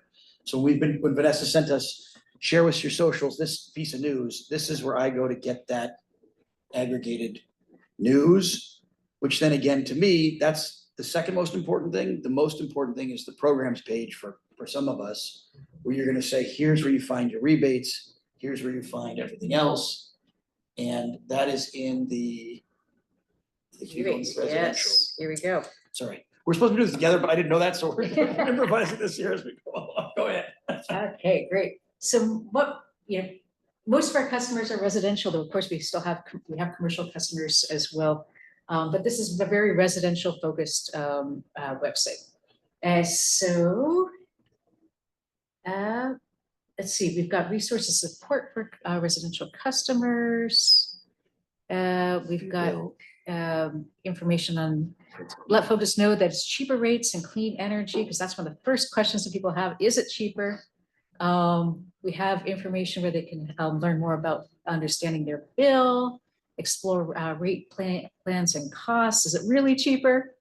And then additional savings to support you, rebates and offers. Let's go there. And the staff has asked from multiple parts, programs, marketing, everybody, please look at this. And if things aren't working, if they're not working technically or they're not working for you, they want us to share that feedback with them, because they just released this and they want it to be, it's still a work in progress. Yeah. So this is one of my very favorite things on the website, the rebate finder. So this is a incentive finder for our rebates and other people's rebates too. And so let's put in- Specifically, there's things in here about Yeah. water saving programs. It's not just electrification. So it's a one-stop shop to get that information. Yeah, so let's put in a theoretical customer who happens to live in Pacifica and has, let's give this person a kind of moderate income, 80,000. Oh, I think you can't do this with a comment. For a single head of household. Should make this person a renter or owner? Renter. Renter. All right, renter. And single person. You put at a household or whatever. Okay, go for it. Okay, I think it'll be the same. And there you go. So this brings up the Peninsula Clean Energy used vehicle rebate, and you can click the link, learn more. Rebates for EV charging for apartment buildings. So they can tell their landlord about that. Heat pump heating and cooling rebates from Tech Clean California. Multifamily home electrification rebates also from Tech. New electric vehicle tax credit, federal tax credit. PG&E used electric vehicle rebate. Used electric vehicle tax credit. EV ready charging for apartment buildings, that's our program. Old vehicle retirement, from the California Department of Consumer Affairs. I didn't know about that one either. I knew about the next one, BACMUD's vehicle buyback program.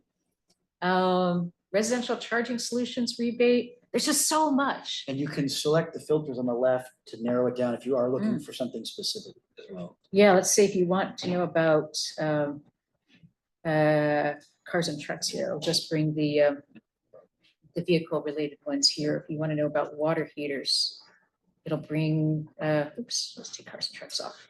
It'll just bring up water heaters. So yes, I love the fact that there's an option for renters, there's an option for owners. Yeah, so if people want to know, like, or think that like electrifying is too expensive for me, then show them this tool and show them just like how much money is on the table. Because on our old website, we would just talk about the Peninsula Clean Energy rebates and be like, okay, and there's other rebates out there too. Now we're like, no, there's a ton of money out there. Go get it. So this is a very powerful part of the new website. And then could I actually show the Yeah. home electrification one? So the one beyond, the next one down in the same residential is the home electrification. Oh, The same let's where go you just were. Yeah. In residential, on Residential. the top left, the home electrification. Electrification. Got it. Okay. And this is still, again, it's a work in progress, but this is the one you're gonna go to, which will eventually lead to the one-stop shop and the, what are we calling it, at the. we Home used- upgrade? The, yeah, but we used to be the concierge, now we're calling it the help, we just talked about this, what is it? Whatever it's called, the thing where you get help to do electrification. Keep going, I guess, I don't know, but I think. Expert advisor. Oh, Thank you expert very advisor. much. There we go. There it is. Expert advisor thing. Uh-huh. And then you can, this is what I've sent people to in the last couple weeks. Because this is where I think you'll get the information you might need to actually know what you can do and how you can do it. Mhm. And then, yeah, okay. Yeah, exactly. And so this is sort of set up according to the process that people go through when they're making a decision about a major purchase or a major investment. You know, first they think, oh, it's too expensive. But then if they look at the rebates and financing, like, oh, maybe it's not so expensive. But how do I do that? Then they can contact the expert advisor, realize, oh, it's not as hard as I thought. And maybe the expert advisor will tell them, or they'll learn on the rebates and financing, that if they are income qualified, Peninsula Clean and a homeowner, Peninsula Clean Energy will electrify their house for free. So they can go to full service installation, well, actually, whether they're income qualified or not, and sign up for someone to just come electrify their house. It'll be free if they're income qualified. If they're not income qualified, then they'll pay a reasonable market rate, and Peninsula Clean Energy will apply the rebates so that they, so they don't have to worry about that.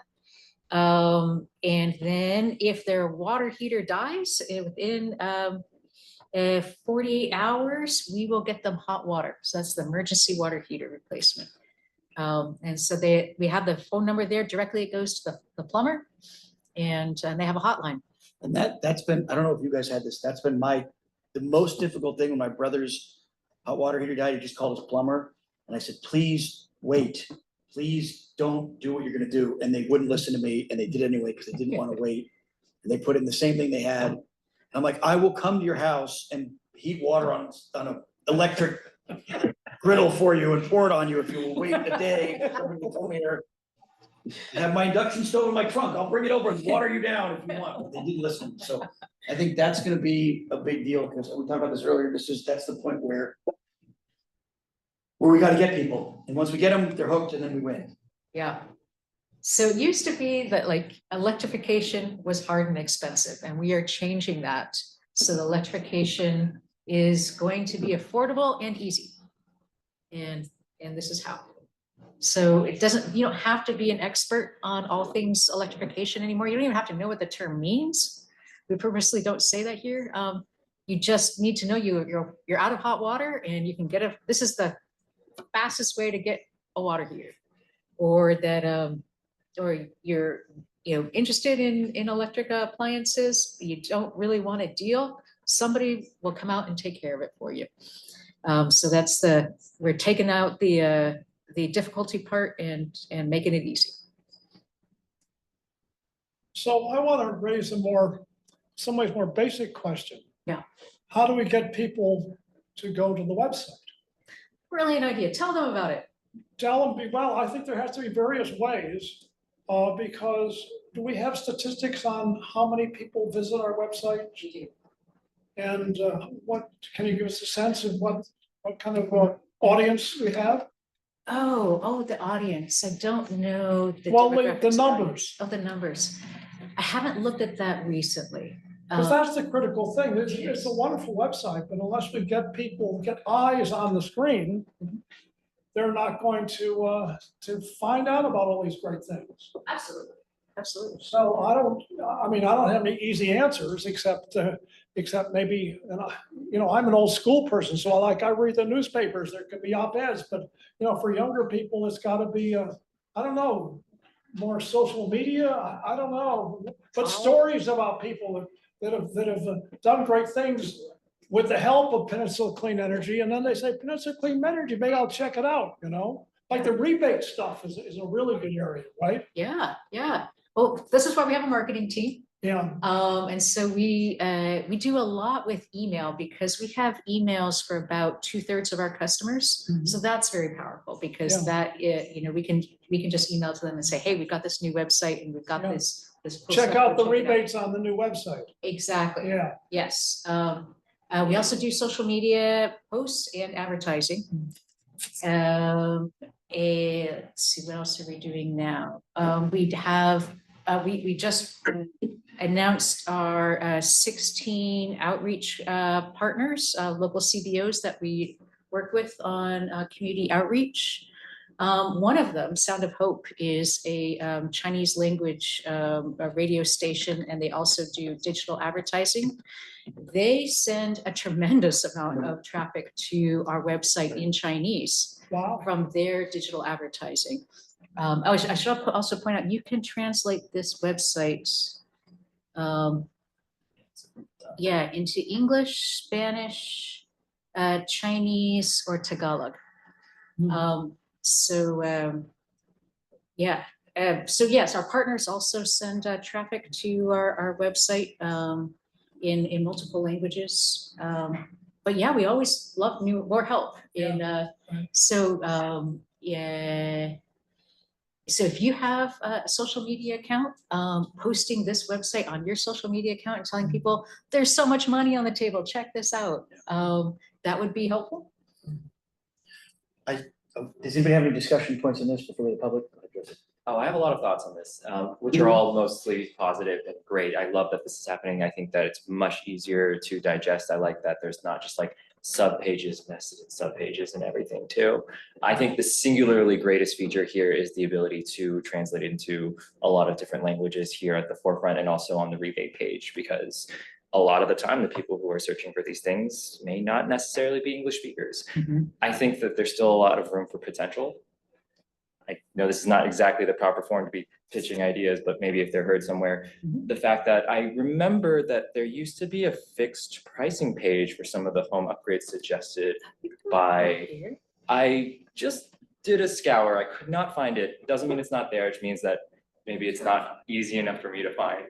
I have to say, I don't know where everything is myself because it is also new. I had a distinct memory of it being like a linked thing within one of the home, like the same page that you're on right now, but I wasn't able to find it. So just Peninsula Clean Energy's rebates, is that what you're looking for? Yes, I went to home electrification and then after that, there was. Okay. So I went to residential rebates and offers, then I'm clicking on explore PCE incentives. Is that maybe what we're looking for? Well, not exactly. So Okay. under the full service installation, that was under home electrification. So home electrification submenu, third option, technically second option on the left, full service installation. Get started. And I think it used to say under the first column right side, just scroll down just a teeny bit more, transparent pricing, where it says we've negotiated fixed pricing. This used to be clickable. It's no longer clickable. Oh. That's just a mistake. I don't know. Okay. Yeah. Well, regardless, there are prices there for what you might expect to pay for, say, like a heat pump water heater or a heat pump or an induction stove or pre-wiring for something else. What was the name of that? Fixed pricing. Yes. Okay, great. But where I'm thinking there could be more extension, because the crux of all this, the goal of all of this is to promote and encourage electrification, that it's not the most difficult thing, that it's actually in most cases less expensive than going with the alternative of what you already know, the gas appliance. And so because there's a lot of traffic that gets driven to rebate finders, switches on is a very good example of that, but you have it listed there that Peninsula Clean Energy is offering $1,500 for heat pumps and $2,500 for heat pump water heaters, then why not also take the fixed pricing that you've negotiated, put them together and say, if you apply the rebate that we are offering you here because you live in our territory, and you apply the tax credit, let's say, then the $7,000 heat pump water heater actually drops down to free, almost free, depends on who's really offering it to you. But I think that there is a lot of research that is left on the table for people to discover when it could be, for lack of a better term, handed to them on a silver platter. Excellent point. Excellent point. I And we are found it- definitely asking for exactly that type of feedback, how we can make this even better. This is like website 1.0.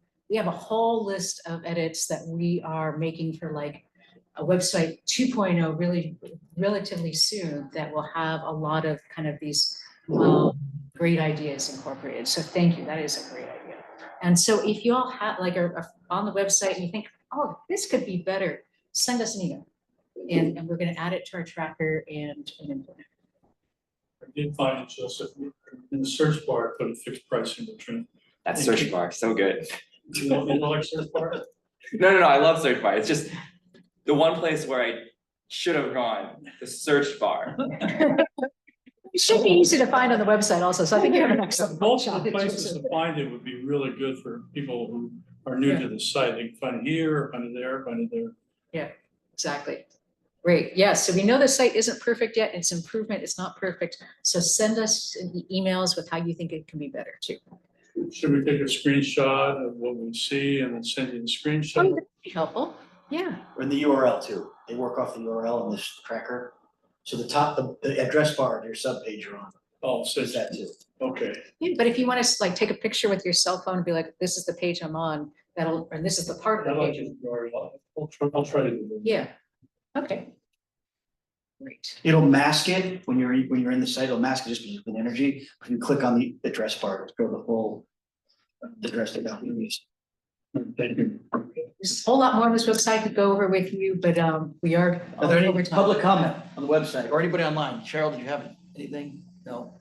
Anybody? Aurelio? Anybody? Okay, cool. I've been on the website. Oh, go ahead. Yeah, and I found something early on and I wrote to Nellie and she took care of it right away. Any other public comment? Stephen, you're going to, okay. The next is the results of our advisory committee member satisfaction surveys, and that's also Kirsten. Great. Okay, thank you, everybody. No, let me reshare my screen. Okay.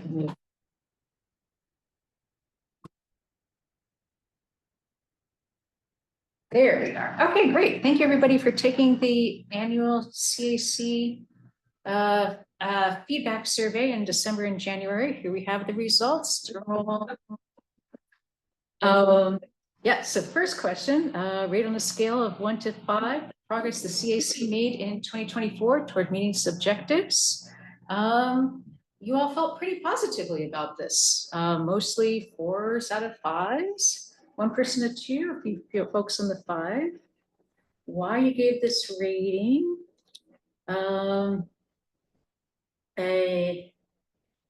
I won't take the time to read all of these comments because it will take a while. But you can see them here.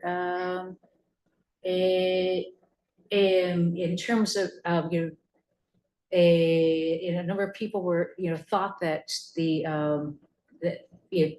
that giving the recommendations was a good process, and they felt listened to. The nuclear power issue was sticking in the craw of one member here. Okay, moving on to how satisfied are you with your experience serving on the CAC? Look at this, y'all. 4s and 5s across the board. So this really warms my heart. I'm so glad that you are finding this a good experience.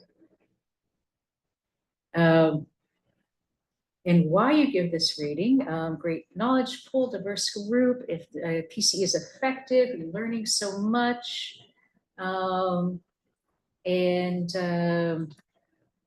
Enjoying the experience. Someone did mention that keeping time for the agenda items could be improved. Still working on that one. Okay, great. Next one. The rate scale of 1 to 5, the quality of Peninsula Clean Energy staff support, 4s and 5s. I know a lot of credit for this goes to Vanessa. She does such a great job in so many ways of supporting this group. Great communication agenda packets before meetings, informative, accurate information, timely agendas. Staff is great at explaining complex issue, paying attention to the ideas. Then we asked how the staff can improve our support of the CAC.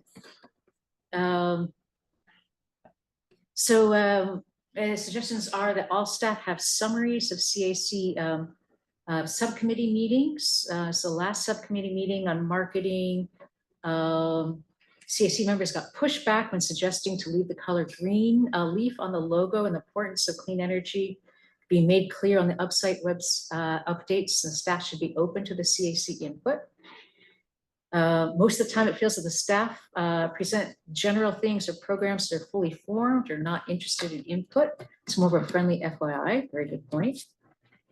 Provide more time for education and discussion by the CAC to provide input before the decisions are made.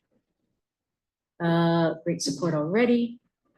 Stop giving us staff reports for the first time on the night of the meeting. Let's make the minutes real, not on YouTube. I suspect, but I'm unsure, the internal communication goes out to PCE employees and board members when hitting large milestones. For example, operational updates like the internal call center going live, program updates like the turnkey electrification program going live. I'd appreciate if these same updates went to the CAC members, assuming it is lawful and appropriate for us to know. Generally, actually, we do provide those updates during the liaison part of the meeting. But if you want to tell us more specifics about that comment, do so. Sounds great. Share the org chart. It was shared. Staff could be encouraged to utilize 1 or 2 CAC members for brief projects or support as needed. This would help CAC members feel more engaged and impactful. Great advice. Continually advocate for how the CAC may contribute to the functioning of PCE will determine the depth and breadth of CAC member contributions to the organization and therefore attract deeply qualified individuals that seek spots in the CAC. Great point. Please discontinue direct pressure on individual members to speak during meetings. Heard that. Tell us in advance what is being presented so we can be ready to respond. On some rare occasions, we ask questions that seem to disappear into the ether. Okay. And then on a scale of 1 to 5, how clear and understandable were the staff presentations to the CAC? 4s and 5s, which took me a little bit by surprise. I'm like, really? Are we that clear? like, sometimes I'm not sure I understand all of the staff presentations. So, but I'm glad to hear that you all think that they're pretty clear. So that's great. Yeah, you all like them. Continue to be patient with and respond to the questions, be responsive to the questions. Okay, good. Now we're getting into kind of the marketing parts. Through your role as community liaison, which messages about Peninsula Clean Energy programs and savings were you inspired to share with the community this year? Actually, I realized I can make this a little bigger. So 13 of you shared general information about Peninsula Clean Energy. Thank you. 11 of you shared rebates for used EVs. 10 of you shared about heat pump water heater rebates and HVAC rebates. 8 of you shared about strategic goals and the 0% loan program. 6 of you shared about their e-bike. 5 of you shared about the REACH codes and EV charging infrastructure incentives. That's all super valuable, and we want to make it even easier for you to get the word out about these things. And so, somebody said the fact that PC is working to provide real-time, 24/7, the home upgrade program, and the updated website and incentives info, the fabulous direct install program. Great, great.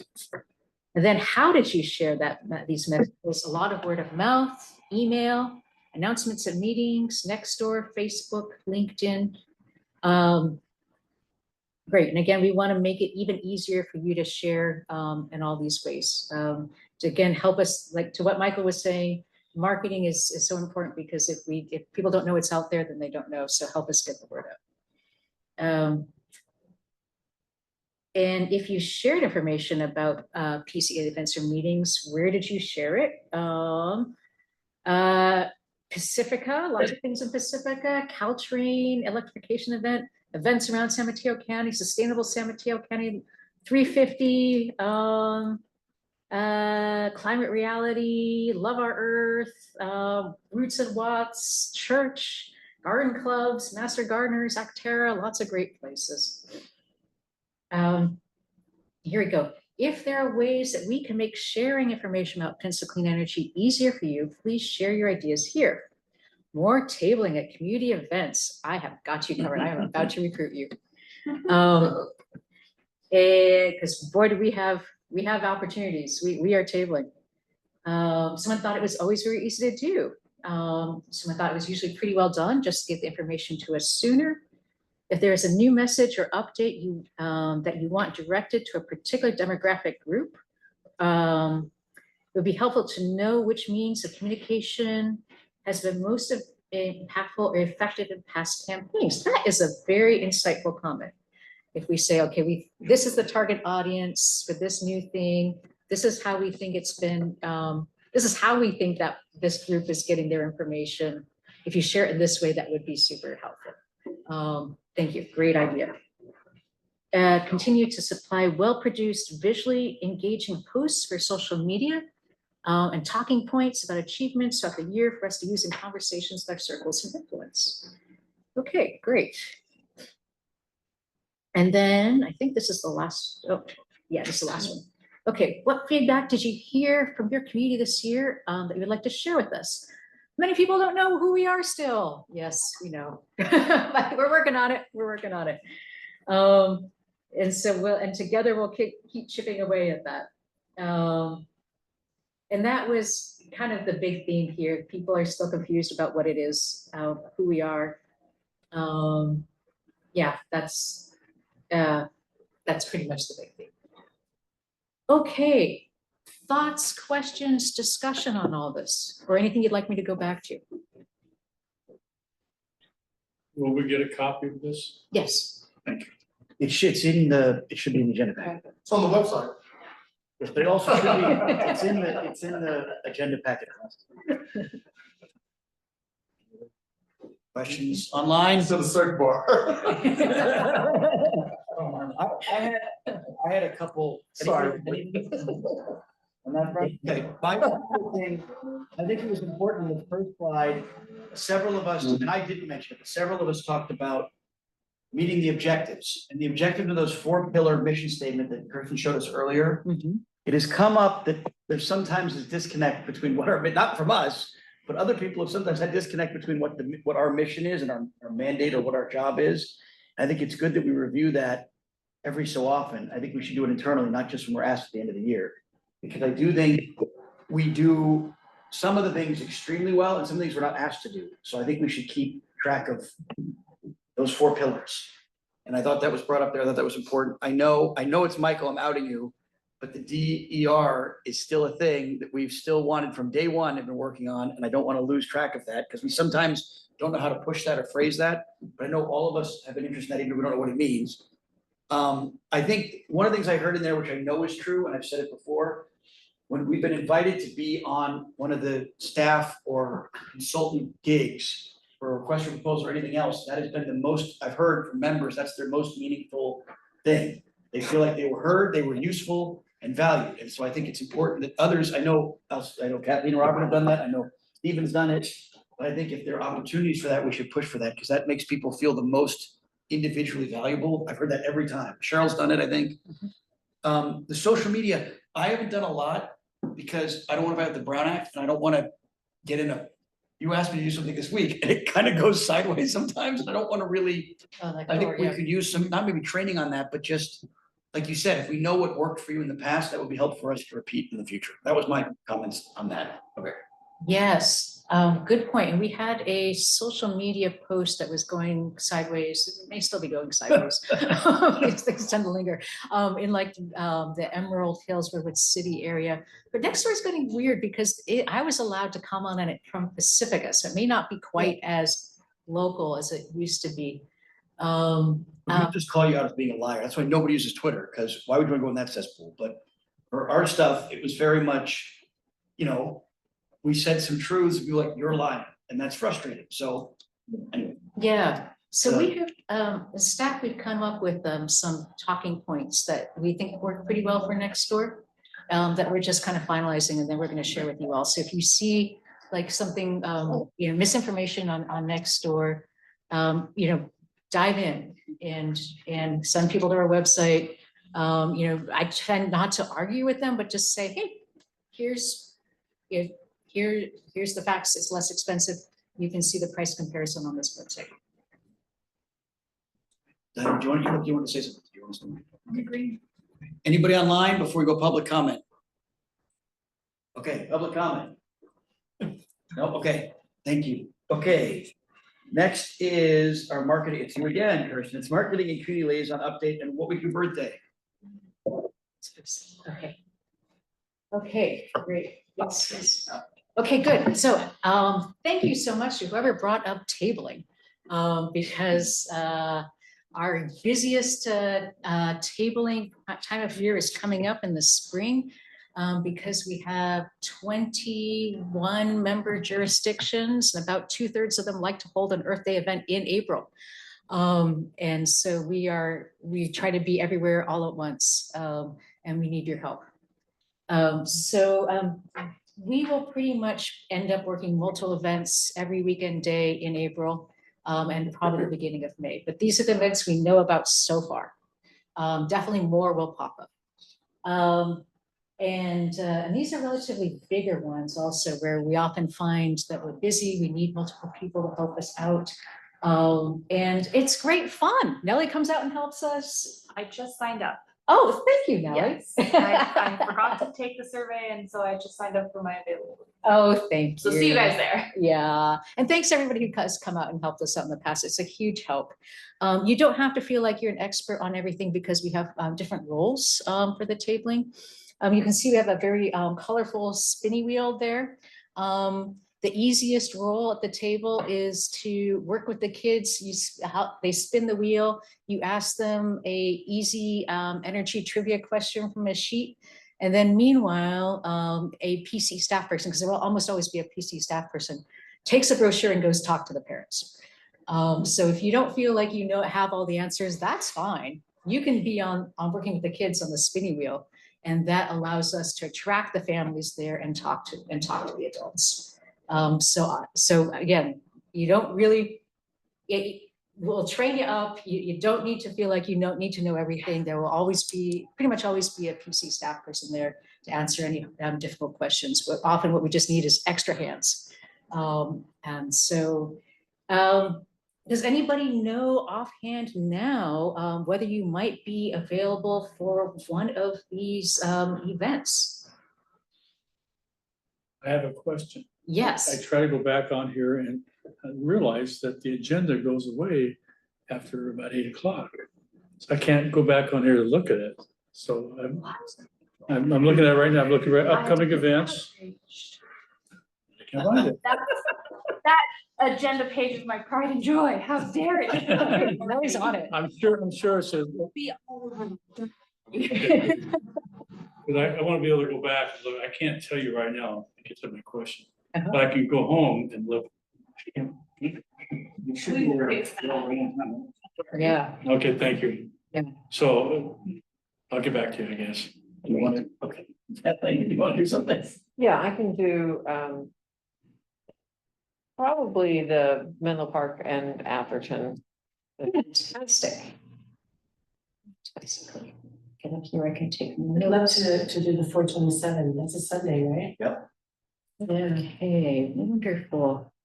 Okay, great. So Kathleen, you were down for Menlo Park. And Atherton. Okay, Millie. I'm sorry, what did you say again, Millie? On Sunday the 27th. Sunday, the 27th. So fabulous. Thank you. Can you put me down tentatively for Pacifica on 426? Oh, that's a great event. Well, Pacifica's, they're so energetic over there. They have so many volunteers. They may not need me, but I have to check with my wife about our calendars. It's on the beach too. That could be good. Depending on the day. Totally. I can do one of the 26th or 27th. Here. Just tell me which one you need more. Okay, 26 or 27. This is fabulous. And for folks who like, want to take a little more time and look at your calendars, feel free and to like email me also then. Or better yet, email Vanessa. Technically be above hour or under a different hat, but I can always cheat away for a couple hours. Yes, and this is also a good point. Some of you may be involved in these wearing other hats as well. So I appreciate that and I appreciate y'all because you all are also the people who make the Earth Days happen. So thank you. Okay, this is a great start. I'm going to keep bugging you about this, but thank you so much for the folks who signed up. This Really quickly, I still think we should do a website party here that talks about the concierge program. I've talked about this in working groups, but I think we should host something that talks about all the new things PC is doing for the community. And even if nobody shows up, we should film it and put it on the website. Pretend a lot of people show up. Website party, interesting. Okay. Anybody else have any comments on marketing or community liaisoning? Is there anybody online? No, we just have staffers on. Okay, anybody who wants to do public comment? Can you just explain what it was that you just proposed? I propose discussing doing something to celebrate and announce the electrification program on the website. Whenever it's ready, we do a presentation here, maybe it's not part of this meeting, where we celebrate, here's what you can do. We talk about the home tours people can do. We talk about all the little things and we film it so it's part of the website so people have become aware. And we can use it for social media. Thank you. Nobody likes us on staff because they don't want to show up here and do a party with me at 8 o'clock at night, but that's what I'm proposing, so. Okay, I think that one is good, so I'm going to move to working group reports. Does anybody want to report on their working group? Go ahead. Yeah, building electrification programs working group. We met today actually, and a lot of what we discussed has already been brought up this evening, so save everybody the time. One thing Michael mentioned earlier is how do we reach people, and it came up in our meeting that email is the best way to reach people, and PCE has about 2/3 of its customers' email addresses. So a lot of information gets put out that way.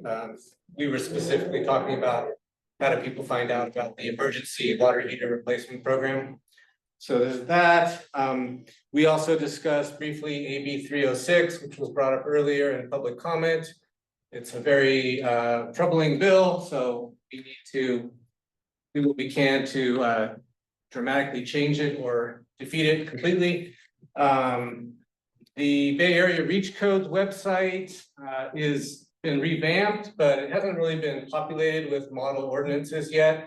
That will be coming in Q2 of this year. An update on the home upgrade program, countywide in Los Banos, 25 agreements have been signed. 8 of those are in Menlo Park. Menlo Park is a little bit of interest because it has sort of a deadline to spend a certain amount of money. So we really need to increase the uptake there. I think that is enough of an update.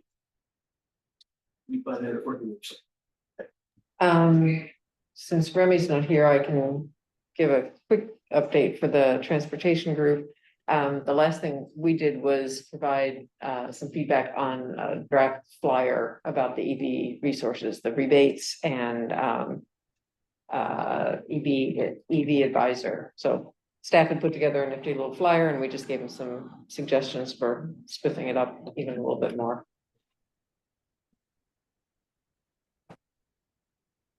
Okay, great. Bless you. Cheryl, do you want to do anything? No, I think we already talked about the Doing website, so I think we're Okay. good. Great. I will, bless you. Anybody else? Internally, we have, Vanessa sent us a memo to complete that is, and I would recommend, if you need it, ask the staff to send you the previous year, it might not be the same thing, but a style version from the previous year template. And then what we did in the past, is we shared it with the group, let people redline it like in a Google Doc, and then turn it to staff and then do it again, and then get it done. And I would start that now, because otherwise you'll do it like I did with 5 minutes before the deadline, and it's a disaster. But any public comment on the working groups? Okay, I'm seeing none. We're now on to upcoming, thank you, chairs, for presenting on all that, upcoming topics for discussion. Before we move on, most of you will be familiar with kind of the annual cadence of the working groups, but just a quick reminder that we are at the time of the year where we're kind of like wrapping up the working groups, and get ready to like give your reports in like April, I think, is when we give the reports to the board, and then and we're going to start brainstorming topics for the next year. And the idea is to bring those to the board to approve, and then when we bring new members on from our current recruitment round, we'll be starting the new working groups in like June or so. So start thinking about wrapping up and finishing up your working groups, and Vanessa will be sending out the report templates. Upcoming topics is our next thing. Yes. Also be thinking about what working groups you like for the next year as well. Start asking the staff as well. Okay, upcoming topics for the February board meeting. There'll be election of the chair and vice chair for the PCE board. There will be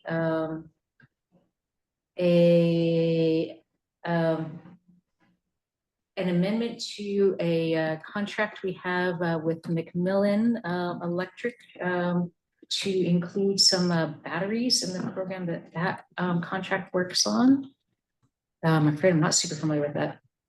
But that is the main, the elections of the board and the vice chair and the Macmillan contract amendment are the main things there. And then coming up for March, for the CAC, we have a couple of juicy things lining up for you all. Yana and Peter would like to bring a DER discussion to the CAC. I've got Michael's attention. And so that is coming up. And then Aurelio, are you going to be up for your March presentation about the customers you serve? Yes. Excellent, great. So it'll be an exciting meeting in March. And those will be two major items that are a little time sensitive. So I don't think we should add a whole lot more to that. Good. Well, I'd like at least at some point here from the board about the impacts of the massive changes happening in Washington and how that's going to either directly or indirectly affect PCE. I can imagine rebates disappearing. I can imagine impacts hitting our customers substantially. And that could affect financial ability to take on new initiatives, labor emission saving initiatives. That was briefly presented at this board meeting. I don't remember which staff member did it, but I think it'd be good to at least be aware, because it was twofold. It's one, what we know is happening, and then it's the unknown part that's happening. Yeah, I mean, some things are far afield, but like the presentation by what was his name? Blake talked about National Renewable Energy Laboratory. That may disappear. There's all sorts of things. Imagine the worst is probably going to happen. And the question is, how is that going to affect our programs and our customers? So directly and indirectly. Yeah, I think, I don't, I can look up, we made the presentation, but there was a quick presentation at the last board meeting on the same subject. Yeah, okay. I would like to bring up that we make recommendations on how to best carry out the GHG evaluation we talked about at this meeting. Oh, about the mark, about how to, where to put on the website, how to make it public. No, how to do the thing, the greenhouse gas impacts from policy decisions, how to recommend what we think should be communicated. Oh, yeah, okay, that's. Communicated both to the city councils and the And public. yeah. Yes.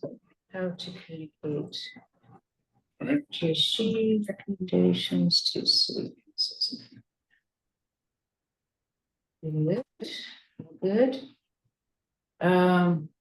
Great. Anything else? Yeah, and then we also, y'all are gonna have a nice full dance card because, I'm sorry, what? I said, y'all are gonna have a nice full dance card because coming up in April, Yana wants to come back and give you a presentation on energy efficiency programs as well and get your feedback as well. So we do have a number of good juicy items lined up for you. And to make sure that those come to you before they come to the board. Well, I just heard Jason talk about the impacts of the greenhouse gas emissions. That's could take some time. Yes, so I think it's gonna I don't wanna be wait a till May. happy challenge of juggling a lot of great items coming up. And so we'll think about how to best do that. But these are great ideas, impacts of the new administration on PCE, how to communicate the greenhouse gas recommendations to city councils and the public. I also wonder if the marketing committee subcommittee might be a good place to kind of dive a little more deeply into that in the meanwhile. Cheryl, what do you think? Yeah, I mean, I always love to have the marketing people talk with us. Well, no, I think she meant us, the subcommittee. Oh, sorry. Yeah, of course. Try to work with Glenn on how to make that graph, readable and understandable and where to put it on the website. Yeah. Yeah, no, we can talk about that at our next meeting. When do we review strategic planning again? Good question. Is that on the horizon from last time? Strategic planning. Well, it hasn't been adopted. Yeah. Our strategic plan or No, the big PC. I heard you say at the beginning, it hasn't been formally adopted by. Right. But I think they took our recommendation quite strongly. So I think the next iteration, once they adopt it, which we expected last time, I think we then comment on the next phase, which is how to make it go, right? Right, yeah. I'm not sure the timeline for that Okay. is. I don't think it's urgent. I just don't want to forget it. Yeah, we definitely won't forget it. Okay. I'll make sure it comes to. Could we also get, if there's any updates to the tracker, could we kind of get that too? Just so we don't have to just discuss it, but we can at least know if anything has evolved. I want to follow what Mike started on, and that's DEI. You're going to maintain your DEI policy. Yeah, because it's a board policy and You're so not as gonna go on long as. Disneyland on us. No, Yeah, sorry. that's a great question. It is a board policy and so yes, we absolutely continue to implement all our board policies. The board spent a lot of time, that's one of the big things there, in the way that they're already have the policy, they're working on strengthening that. Yeah. We don't need a presentation on it Oh. now that I know you're going to continue. Thank you. Yeah, but last year we did kind of an annual report out to the board on our progress in April. So probably sometime in the spring, we'll do some sort of reporting to the board on our progress, and around that time I could bring it to y'all too. Anybody else have anything they want specifically? That maybe next time?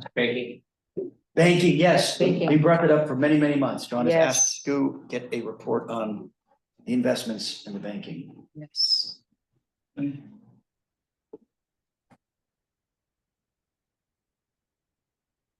Great.